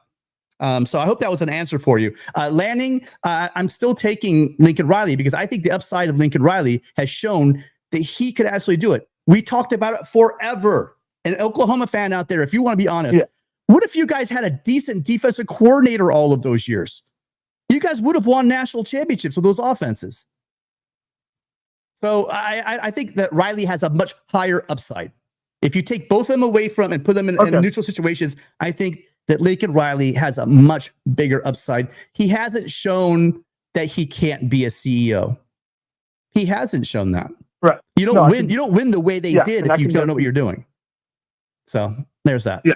No, I could definitely see all of that. That's just kind of a coin flip every day on like who's better. Is it Riley? Is it Lanning? So I get it. It's close, and like you said, they're both super, super young, so we don't really know. One last question though, kind of to let everything go rolling. So we've talked about so many, what's going to happen in the future. USC surviving in the Big Ten with their physicality and this and that, and just all the stuff about USC. I kind of want to talk about a hypothetical really quick. So make a quick one. Sorry, my bad. Hold on, sir. We got to make it quick because we just lost 3 phone calls. I'm going way too long-winded. But go ahead. Shoot, my bad. So would you have been? What do you think you would have been more surprised with? If you saw Lincoln Riley was coming to USC or Urban Meyer was coming to USC? What would have surprised you more at that very second? Urban. No, well, Urban, because I just don't think that he was a culture fit administration. But if you talk about coaching, a guy that's doing so well at Oklahoma, the fact that he left Oklahoma, which is a blue blood, was one of the few. I see his blue blood lists out there, just the name like Penn State and what else did I see recently? Penn State and anyway, there's very few, and Oklahoma is one of the true blue bloods.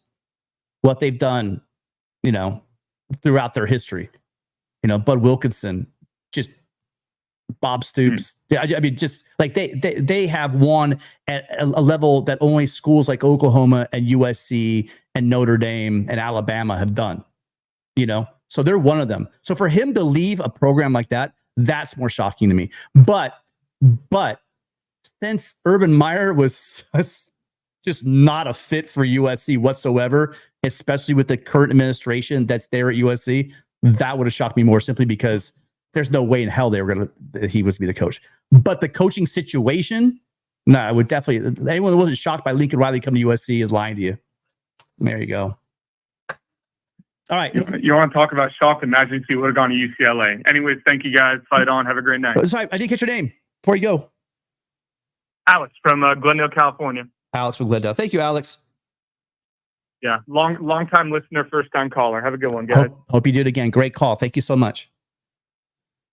We got to hit that. I know I'm falling a little bit behind. So can you go back to that previous one? So that's Jason. Jason is an Oklahoma fan. He has his own channel, and I can't remember the question. Matt, you just switched it though. Let me see. I go back to it. Hang on, caller. I got to find something real fast.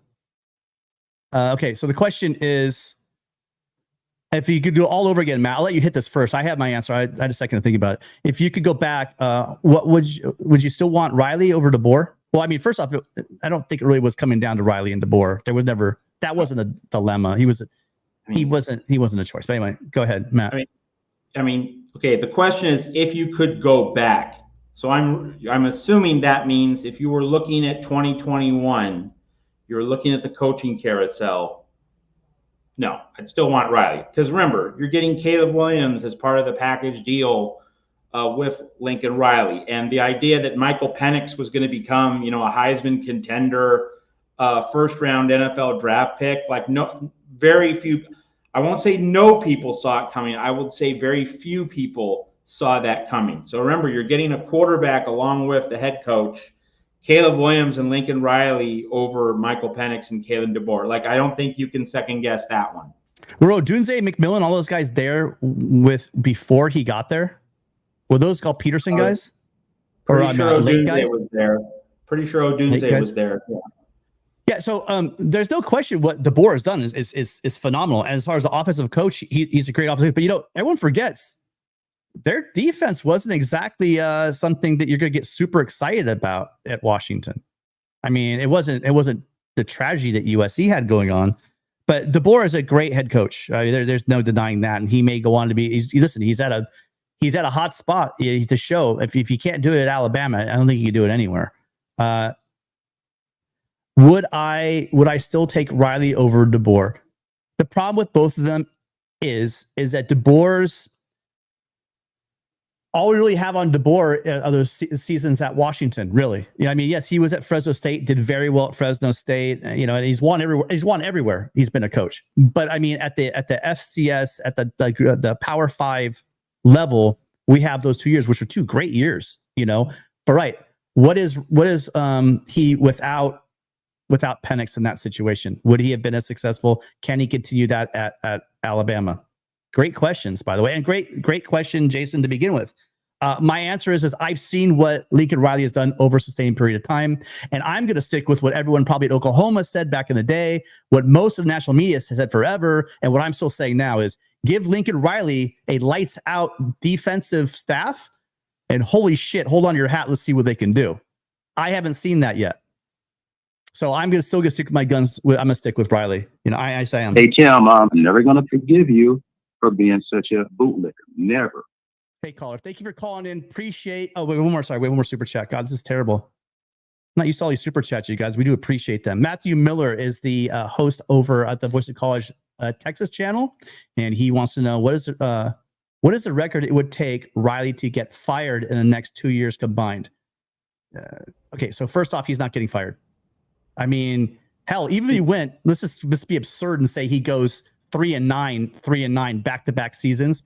Do you know the size of the contract that Lincoln Riley has? And do you think that USC is going to pull the plug in 2 seasons and fire him? I just don't know. If he goes 3-9 twice, he's gone. Okay, who's going to pay the buyout, Matt? They have to. Okay. Oh, really? I mean, USC's not a poverty program. They're not a poverty program, but they're not going to throw that kind of money right out the window. Well, first off, we're talking stupid because here's the thing: they're not going 3-9. So let's get that out the window. I don't think it's a done deal. He has to do something. Like the bottom cannot fall out in the next 2 seasons. He will not be fired after this season, no matter what. Like, we can be clear, we can agree on that for sure. But he cannot have 2 straight terrible seasons. And what would we're going to play along with that? So let's be realistic. Let's say Riley goes 7-5, 7-5 over the next 2 seasons, or he goes 6-6 and 7-5. Is he fired? Gone. Yes. Yeah.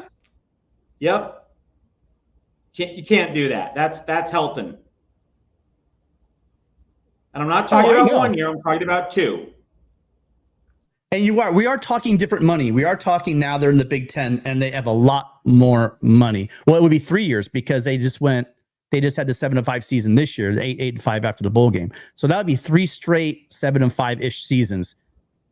Yeah. And the more you say it to me, and also the fact is that you're starting in the Big Ten and you're getting that Big Ten money. We're not in a poverty conference anymore. So they do actually have some more money to play with. And USC. Yeah, you're right. I think you're actually. Matter of fact, the more I think about it, you are right. I'm thinking old school though. I'm thinking old school administrations at USC, and I'm thinking just the old revenue USC had. Yeah, you're right. Okay, I hasten to say, I think they're going to be 9-3 this year, and I think they're probably going to contend for the playoff next year. That's what I think is going to happen. But just if we're answering Matthew Miller's question here, what's the record if we have 2 more 7-5 seasons absolutely gone after 2025? Yeah, no doubt in my mind. I didn't think about the fact that we had last year with a 5-loss season. This would be not 2 years. It'd be 3 straight years of just playing subpar ball. And the fact I forgot about the revenue stream that USC has now. You just cannot continue to beat the bottom of the barrel. That would be pretty bad.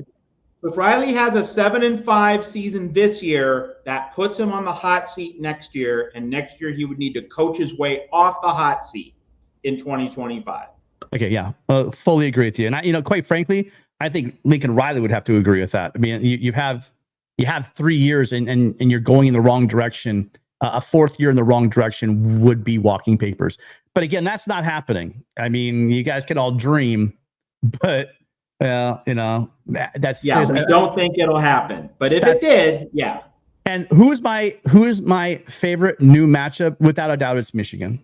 I have a lot of respect for the Michigan program. I come from Michigan. My family's from Michigan, so that's a little bit of a bias.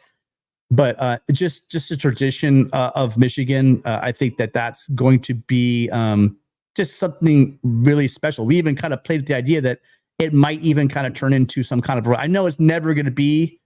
It can't ever be just because of the proximity of the Ohio State Michigan battles. That border war you guys love to have. But I could absolutely see with just the traditions and the situations that USC and Michigan being the schools that they are building a rivalry. You could say the same thing probably about Ohio State because there's still quite a rivalry between USC and Ohio State, USC and Michigan. It's been a pretty one-sided rivalry in basically the past most of our lifetimes, right? Last 50, if anyone's over 50, I'm sorry, but last 40, 50 years, it's really been one-sided. I think USC 6-1 against. I think they're 6-1 against Michigan and 8-2 against Ohio State since 1970 or something like that. Pretty close to it, if I'm not right. So it's been pretty one-sided so far. You're catching Ohio State and Michigan at a really strong period in their history right now. USC is a bit down. That might change a little bit, but I think both of those rivalries would be very intriguing going forward. Caller, my God, are you still there? You're probably so sick of us. Hi, caller. What's your name? Where are you calling from? I think their caller fell asleep. Hey, Tim. It's Raul from Light the Torch. How's it going, fellas? You've been waiting a long time, Raul. So sorry. Fight on. How you doing? I'm doing great. Can't complain. Just figured I'd call. That's one of my favorite topics to discuss at Light the Torch. So I figured it would be a good idea to call him today. Yeah, absolutely. We guys. So if you don't, First of all, Tim, I was gonna say this shouldn't even be a question.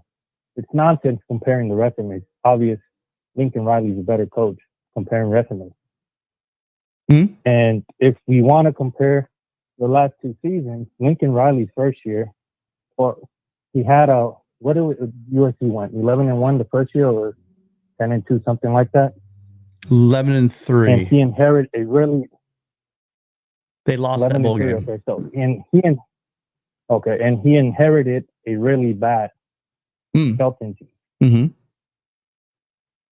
Lanning inherited a, for the most part, solid Oregon team under Cristobal. Probably the best roster in the conference. He inherited most likely the best roster in the conference. Yes, go ahead. Yep, and now okay, he won 9-3, which was solid for him. But in reality, Lanning has only had one better season than Lincoln Riley, which was last year. And last year, Riley's biggest mistake was just keeping Grinch for that additional year, which he's learned from that mistake. Now he's moved on. But it's just nonsense comparing resumes. And they want to say Lanning's this great head coach and whatnot, but he hasn't done anything. He's this so-called great defensive mind coach, but he couldn't beat Washington twice. But they give Lincoln Riley crap because they lost to Utah with an injured Caleb Williams. And the first game, I personally think we got cheated by the refs. If not, we would have won that first game. And if Caleb doesn't get injured on that bowl game, we would have won that game, I believe. But they want to give Lincoln Riley so much crap for that. But they just want to dismiss Lanning's last year's losing twice versus Washington, and he's this so-called great defensive mind, but you can't beat your rival not once. So just to answer your question, he hasn't done anything. And for those Oregon fans that are in the chat or hear this later, you guys can suck it. Okay, so yeah, I don't think any really objective fan who watched that first Utah game in Salt Lake and saw those calls, both of them were kind of bang bang, but they were really very, even letter of the law, pretty damn questionable. I mean, they if you go letter of the law, you're probably going to get a flag for those. But they absolutely changed the game. There's no denying that. What I don't like, Raul, the most is when you hear, you don't hear that USC lost twice to Utah. What do you hear? Be honest, everyone in the chat, think about what you hear all the time. Utah kicked USC's ass. That's literally what we hear all the time. And anyone that watched both of those games realized that was not remotely the case. I mean, I was there in Las Vegas, and when I saw Miller warming up or whatever was going on the sidelines, I'm like, what's going on? You know, when you saw Caleb go down, they were going to go up 21-0, I believe, or 21-3. I think it was 21-3 when he pulled that hamstring. And after that, it was bad. We could go back and forth on this. We don't know what Lanning will be. We don't know. And the funniest thing is that this is the biggest detractors about Lincoln Riley, thinking that this is as good as Lincoln Riley's ever going to get. You know what I mean? This is it. Where you're looking at a man who's 40 years old, you know, over the next 20 years of coaching, he will never get any better than he is right now. I don't think he'll coach till he's 60. Most coaches, young coaches probably won't with the money involved. They're not going to coach that long. But you know he's got at least 10 more years in him at least. And I'm going to tell you, he's just like Miller Moss is going to get better every single game next year. Every game, you can see Miller Moss get better and better and better. It's just natural. Every season, you're going to see Lincoln Riley get better. And it looks like in the offseason, he looked in the mirror or maybe some close friends of him pulled him aside and said, you got to do something, because the narrative, whether it's true or not, is getting so loud on the outside about your defense. You got to make a drastic change. And he's done that. And that was the help of Jen Cohen. And they put together this staff And I think it's going to be massive. I don't think it's going to be a little jump USC is going to make on the defensive side of the ball. Yeah, I think it's going to be a massive jump this year, in my opinion. And if I recall correctly, if I remember the media back then would say, oh, if Lincoln Riley could just figure out the defensive side of the ball, watch out. But for some reason, just he had one bad season last year, and all of a sudden the wheels are falling off, and Lincoln Riley's this terrible coach. Makes no sense. But I appreciate you, Tim and Matt, for having me. And yeah, the real question should be, what NIL do you guys prefer right now? USC's or the Oregon NIL? That's an obvious answer. It would be Oregon. That's the reason Lanning's recruiting so well, like you guys have mentioned a few times during the show. Yeah. I mean, but I'll keep saying, people are telling me the other day, well, you want to switch rosters, whatever. I'm not really excited about the depth at USC, but I don't know. I'm not a star chaser. I look at the 22 on USC and I go, I mean, I like who we're going to bat with. I'm sorry. I just do. So, on that note, fine. They can jump all over me. I really don't care. Great call. You guys, the information for Light Torch podcast, make sure you're checking them out. It's in the description of every one of our videos. So go and check them out, you guys. They did great work over there. Thanks, Raul. Appreciate you being here, man. If I don't tell it. I don't. All right. Wow, these 2-hour shows are pretty long. We got 10 minutes left, so we got 5 calls, and we're gonna jam through them really fast. So if you haven't got in, you need to get in quick. I apologize to the 4 people we did miss. I do apologize. Hello, caller. What's your name? Where are you calling from? They fell asleep. Hello? Hi, how's it going? What's your name? Where are you calling from? Call, you're on. You're live. Oh, they hung up. Oh, are you there? Nope. I'm still here. Well, Timmy. I'm sorry. And Matt, I guess, if Matt's still there. Oh no. Oh, it's Ben. Ben, how's it going? Oh, you knew it. This is Ben. This is Ben of the Oregon show and the After Dark show. Yes, it is. Timmy. What nonsense are you talking about tonight? We're talking about how Dan Lanning's done absolutely nothing to position himself as a better head coach than USC. Well, I saw the title. I decided to call in. I'm in Houston. I've been without power for 5 days, so it's kind of limited on my information. I know we can talk about NIL and the Oregon stuff, and we can go into that. But if you look at the overall records, still, I mean, Lincoln Riley and Dan Lanning are both contenders. Dan Lanning is 2-0 with a New Year's Six win. Lincoln Riley, right now with USC, is 1-1 with a New Year's Six loss. I don't know. It is an interesting conversation to have. That's kind of why I was like, okay, well, let's talk about it. Okay, so let's go over that. So bull records really quickly. When I watched the Cotton Bowl loss, I do. So your question mark here is USC did everything to win that game except for the last minute and a half of that game. I think the win expectancy for USC was 99.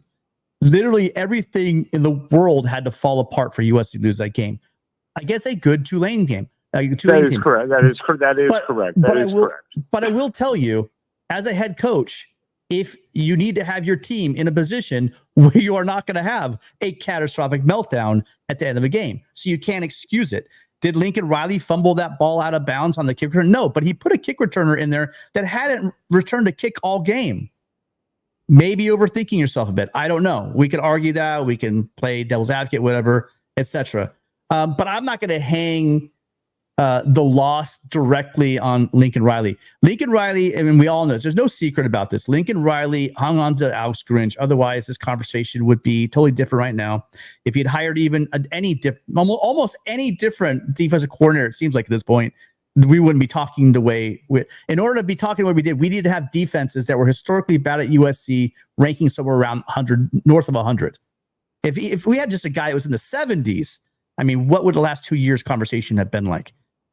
But Lincoln Riley is the guy. Lincoln Riley is the guy that has to hire that guy, and that's on Lincoln Riley. Sorry, Ben. Go ahead. We trash talked you for 2 seasons, basically, almost completely, about Alex Grinch, and you were like, "Well, we have the takeaways," and oh look, it's better. And then there's like, it fell apart, and we were like, "We told you, it's Alex Grinch, dude. That guy was a disaster." Lincoln Riley brought along, and I was like, without Alex Grinch, USC would have been a lot better, I think, overall. You know, even the last few games of the year without Alex Grinch, obviously the defense was kind of in a stalemate to a degree. Well, no. Hold on, Ben. They were in a standstill Ben, position. Hang on, Ben. Ben, did you watch USC play Louisville? Did that look like the same defense to you? No. I'm saying. But the point is, without Alex Grinch entirely, it would have been a lot better. But in the second half of the year, there was still some hit and misses, but you could see that they were in a lot better position. They were just kind of a stalemate a little bit. And I openly said, the Louisville game impressed me because I didn't think the defense would show up as much as they did in that game. And they did impress me. I was like, now that looks like a lot better team overall. Like well-rounded defense, offense, everything. I complimented USC in that Louisville game. Yeah, and so as I look at the whole entirety of the past 2 years and Alex Grinch experiment at USC, when you put it all in a nutshell, and you step back and you look at it, we were waiting to see what guy, because he got hired at Ohio State as a defensive coordinator, as a co-defensive coordinator. You know, a great mind like Mike Leach, who knows ball, saw something in this guy and said, "I want you to run my defense." And it's very clear. I mean, I don't have any proof of this, that I think that Lincoln Riley has had a relationship with Coach Leach, you know, before his passing. And I think they shared a lot of conversations. Yeah. And I think that might have had something to do with his and hiring him to begin with. I also think the way he left Oklahoma and the loyalty he showed and a lot of that went into baked into all this. It's really kind of, but at the end of the day, he's the head coach. He made the decisions and he has to live with it. Now we're going to see, because everyone's been waiting to see, what can Lincoln Riley do with a good defense. This may not be a top 25 defense, but it's going to be top 50 at the worst, I think. At the worst. That's me really being conservative in my mind, is saying top 50. I think USC can have a top 30 defense. I really do think it can do that this year. But well, if you can run, if Lincoln Riley can put on the field, like you saw in the Louisville game, and overall in general, like he always does with an offense, you don't need to have a top 20 defense. You just need to have a good defense. You know, I mean, that's the thing. Yeah. I mean, that was one thing this last year you saw with Oregon. And yeah, the defensive ranking dropped a little bit as we played like USC's and stuff like that. But one of the things they did was, what did Dan Lanning do this last offseason? He went and hired Chris Hampton for zone coverage from who? Tulane. That helped stop USC a little bit at the end of the game, you know. I don't know. And brought him in as a co-defensive coordinator. They put up some pretty good yards. They were moving the ball pretty good. It did help. It helped at the end of the game. It did definitely help. And it did help the Oregon defense. I mean, because from 2022 to 2023, that defense was hell improved. Yeah, it was. I mean, 2022 was a disaster. I think you guys yards per play were like 59 and improved to number 22 in the country last year. So that's a hell of an improvement year over year. Yeah. I did my research for the show. No one told me on it. Oh, well, good. Oh, good. Well, that's good. I mean, I haven't been able to watch the show.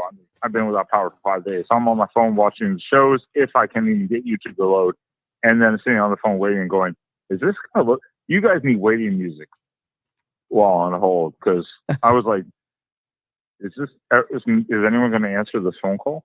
We will. We will look into that. We will look at that. Hey, Ben, totally appreciate it. We've done our time. We did our 2 hours. We promised we would do 2 hours today. We got to say our thank yous and get out of here. So, I think we're going to see a lot from both teams this year on the field. I mean, I'm all for a Pac-12 take over the Big Ten, and bringing Oregon over, bringing Washington, maybe not as much UCLA. Who knows? They get their stuff together. It has the potential. Those are historically. In the last 20 years, those programs have put together some pretty good teams in the Pac-12. So it'll be interesting to see what they can do, the impact they'll make on the Big Ten. Oh, would that not be amazing? Have a first-year Big Ten USC versus Oregon title game or something like that. That'd be ridiculous. It's not likely, but literally, I think every mind in the Big Ten would implode. It's not likely. It's not likely, but from Lincoln to Piscataway, the brains would be blowing, popping like grapes all the way across the Midwest. So I don't want to see that. That might be a tragedy in American history. So I don't know if we can even root for that. Just the lives that would be ruined if that happened. But yeah. But thank you for calling in. I hope you get your electricity back. Have a good one. All right. Thank you, Ben. I know, right? Guys, make sure you go over to the Voice of College Football Oregon, where Ben does a great job over there for Oregon coverage. I just want to really quickly thank everybody who called in. Thank you, Daniel in Long Beach, Mike in LA. Oh, man, you're so lucky. Oh, there's one left. Hold on, there's one left in the queue. My bad. Caller, hi. We got to make this one quick because we're up against the 9 o'clock hour. What's your name? Where are you calling from? Oops, sorry. I had you down. Sorry, who's this? This is Rick from LA. Rick from LA. Hi, Rick. How you doing? Rick, what's up? This is my second time calling. I called a while back to talk about Miller Moss in his bowl game performance, and with the discussion about Dan Lanning and Lincoln Riley, I just think that in order for Dan has to have some just crazy managerial skills, because if you're having unlimited resources for recruits, and let's say a recruit, got a bag, but then during camp, he doesn't win the position. And so now he has, that internal clock going about how he's not getting on the field. He received this bag, somebody ahead of him, he may, in his eyes, may not think deserves the starting job. So I think that when it comes to all these recruits getting these bags without, performing on the field yet, that kind of is going to be shaky waters, because you're going to have to deal with a lot of just off-field things. But I feel like with USC, they're trying to avoid that, and by having a process, a healthy, way of running a program. And I had an analogy, if parents had a toddler and one parent is offering carrots and vegetables to keep the baby healthy, the toddler healthy, but then you have the other parent offering all kind of candy. Who do you think the baby's gonna go to? Who the toddler's gonna choose? He's gonna choose the candy. And is that healthy? No, that's not healthy. That's gonna cause all kind of problems down the line. That's just analogy that I came up with in the last 10 minutes. And I just think that with Lincoln Riley, he's trying to develop a program where he avoids that. Players come in that want to be a USC Trojan. And I think that that's a better long-term development of a program. And I know Dan Lanning and Oregon, they're doing all that thing, unlimited resources for Uncle Phil. But I just think they have to worry or have to be aware of those type of situations that probably will come up, behind the scenes. And another thing I wanted to talk about Coach Henning. I recently saw that interview he did, and it was powerful. And one of the things I'm worried about is how militant he is and how strict he is. Would that scare kids off? And I know he talks about developing relationships and stuff like that. And I just feel like if you're hearing him talk, I've only heard him talk a few times. So these kids get to hear him talk all the time. Would that be a deterrent for a kid? Because he's, in some way thinks that his the expectations are going to be too high because I know other places have strict coaches and stuff like that, but like it just baffles me how 2 defensive linemen decommit from him. Well, okay, I'm just like lost because I don't understand. Let me jump in because you're making a very, very valid point. But let me go with so I'll start with your last point. How do you lose 2 defensive linemen? You lose 2 young men who are at the top of the food chain that play defensive line in the state of Georgia, who committed sight unseen. Actually, that scene they did. They came out on an unofficial visit where they really don't talk NIL. So I don't think NIL had a whole lot to do with it. But they came out here, they saw what USC had going on, and they talked to the man you're talking about. They talked to Coach Henne, and they're like, I want to play for this guy. And you're talking about 2 kids who grew up in the backyard of Georgia, a program that's putting guys into the NFL like some of us, eat breakfast, lunch, and dinner. They just throw guys into the first round in NFL. And their emotions say, yes, I want this, and blah, blah. And then they go home for 3 or 4 months and they go, why are you going all the way out there away from your family, all the way out to California? You don't know what this defense is going to be like. Sure, it might be really good. I mean, I think Lynn's really good, but look, have you watched our defense? Have you seen what we do here? Why on earth do you go all the way to California for that? And over time, young men start going, yeah, why am I doing that? I mean, I guess I could stay here. But what you got to look at is you made 2 of the best players in the country go, I could see myself playing there. Even with everything I just told you. That's the part you need to hang on to. The story is USC's losing 5 stars left and right. They're hemorrhaging. USC is making 5 stars in the Kirby's backyard think about possibly flying 3,000 miles to play in California for an unknown defense. That's the real story. And that's what you got to stick to. That interview you watched, the guy on his left's Michael Brockers, who played the NFL 12, 13, I don't know how many years, for years. And forget what he said about the practices. The way that man talked to another man, the way Brockers talked to Coach Henderson, that love, you could literally, you could script all the cool little lines and quotes you want. But watching that man talk to that man with that love and that respect, you want to talk about recruiting?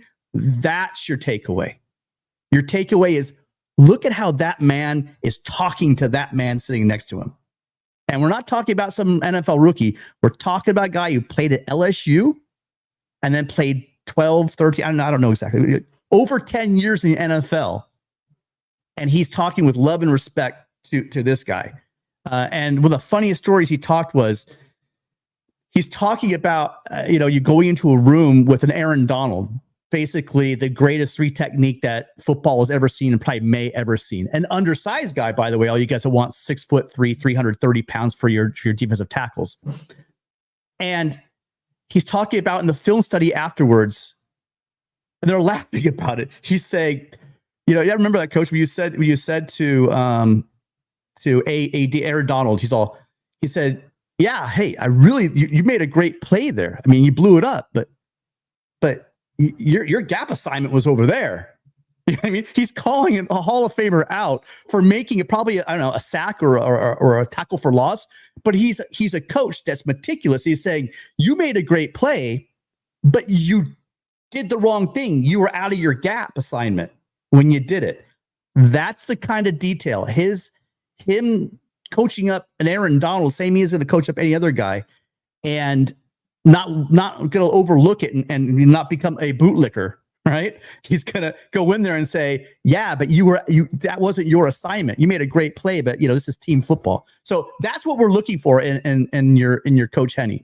And I think that this is year 1. He has and also, how much relationship did Coach Henne have with those 2 guys who had probably been followed by Kirby Smart's guys since they were in middle school? Do you know what I mean? And you have him thinking about going 3,000 miles to be coached by Henne. These are the things that make me salivate. These are the things where I'm going, holy shit, we got something here. So, Matt, I don't know if you want to. Sorry, I'll probably talk till 10 o'clock. I could talk till 10 o'clock about Coach Henne. I've been like this close to the guy, and I'm this is man love right now. Huh? Okay, can I piggyback what you just said though about Henne? Oh, for sure. Go ahead. Okay.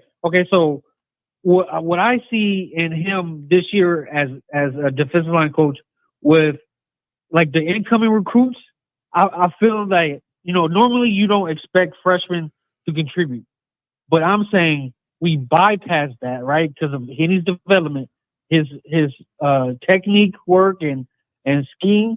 And like, let's say that just offsets a kid's experience, that you have a strategic and a scheme that will work with young players. You get them on the field, even though they may make mistakes. But I think that more players are going to be available to play with him and his development than the whole defensive line from last year. I mean, there's plenty of players on the defensive line that didn't even touch the field, like Pepe and Sam Green. You can name about a handful of players that were dressed and ready to play last year who just didn't get on the field to contribute.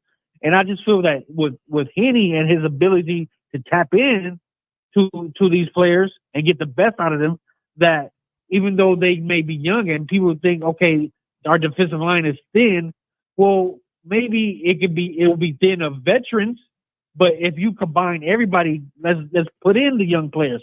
Let's put in these freshmen and get them experience their first year. Maybe they will make a couple mistakes, but they're out there getting experience. I think that kind of offsets the whole, oh, we're so thin at this player, and like I'm expecting Carlon Jones to come in and contribute. That's a big boy. You know what I'm saying? So I think that just for us having young players come into this year, this program as a freshman, that can like nullify having depth on a defensive line, right? Including them into the rotation. Yeah, 2 words for you. If you want to talk about a young guy coming and learning a system and learning a coach and Henny, Kobe Turner, the guy almost won Rookie of the Year. I mean, that's the effect that he can have.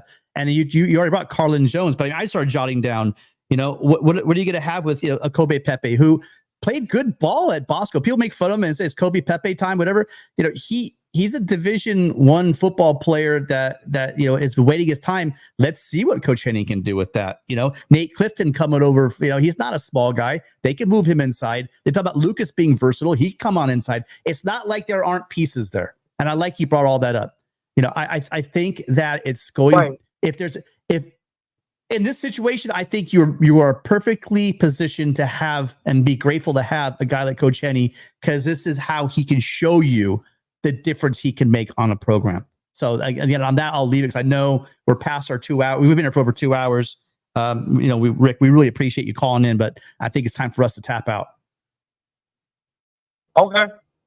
Well, thank you for taking my call. Appreciate it. Fight on. Thank you. Call anytime. Fight on. Appreciate you calling. All right, so you guys, that's Rick from LA. Thank you so much for calling in. We had Ben from the USC Oregon channel. I'm sorry, the Voice of College Football Oregon channel.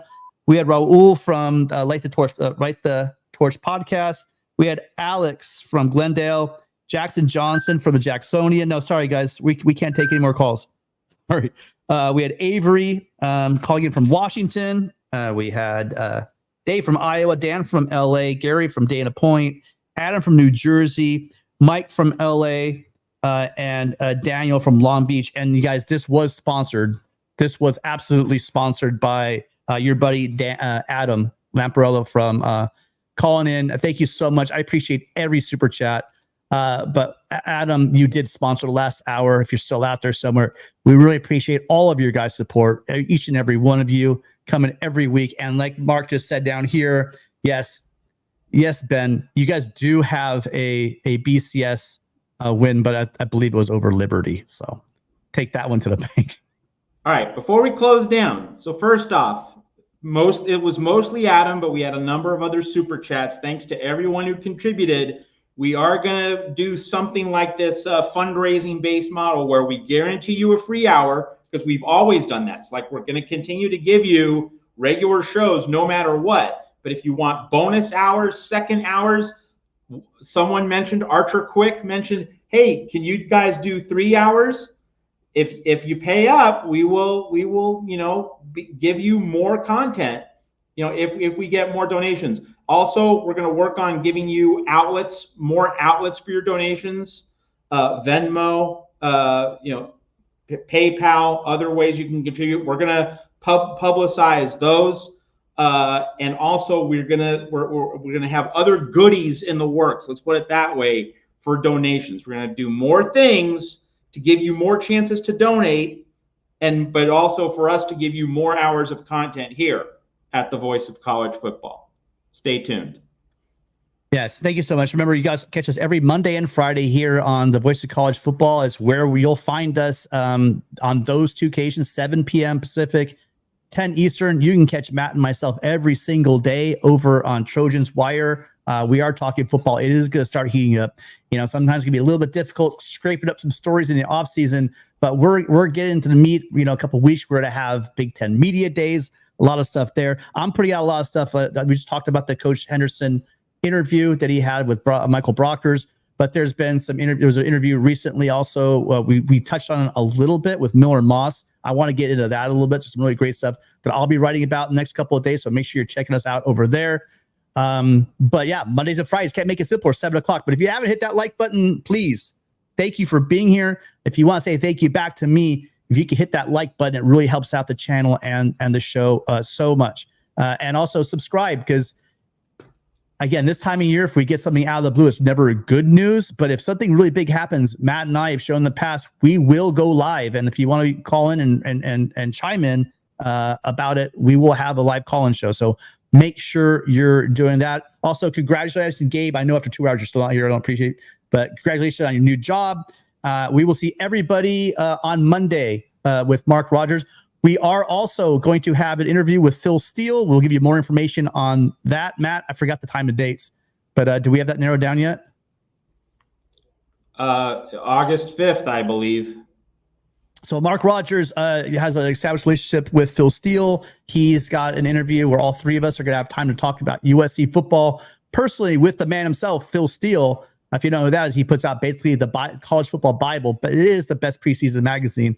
I was kind of disappointed in some of the rankings, but and because we paused, because Phil's not wrong. That guy is just not wrong very often. So make sure you go and check out his yearly publication. All right, that's going to do it. Thank you guys so much for all you guys contribute to the show in any way, shape, or form.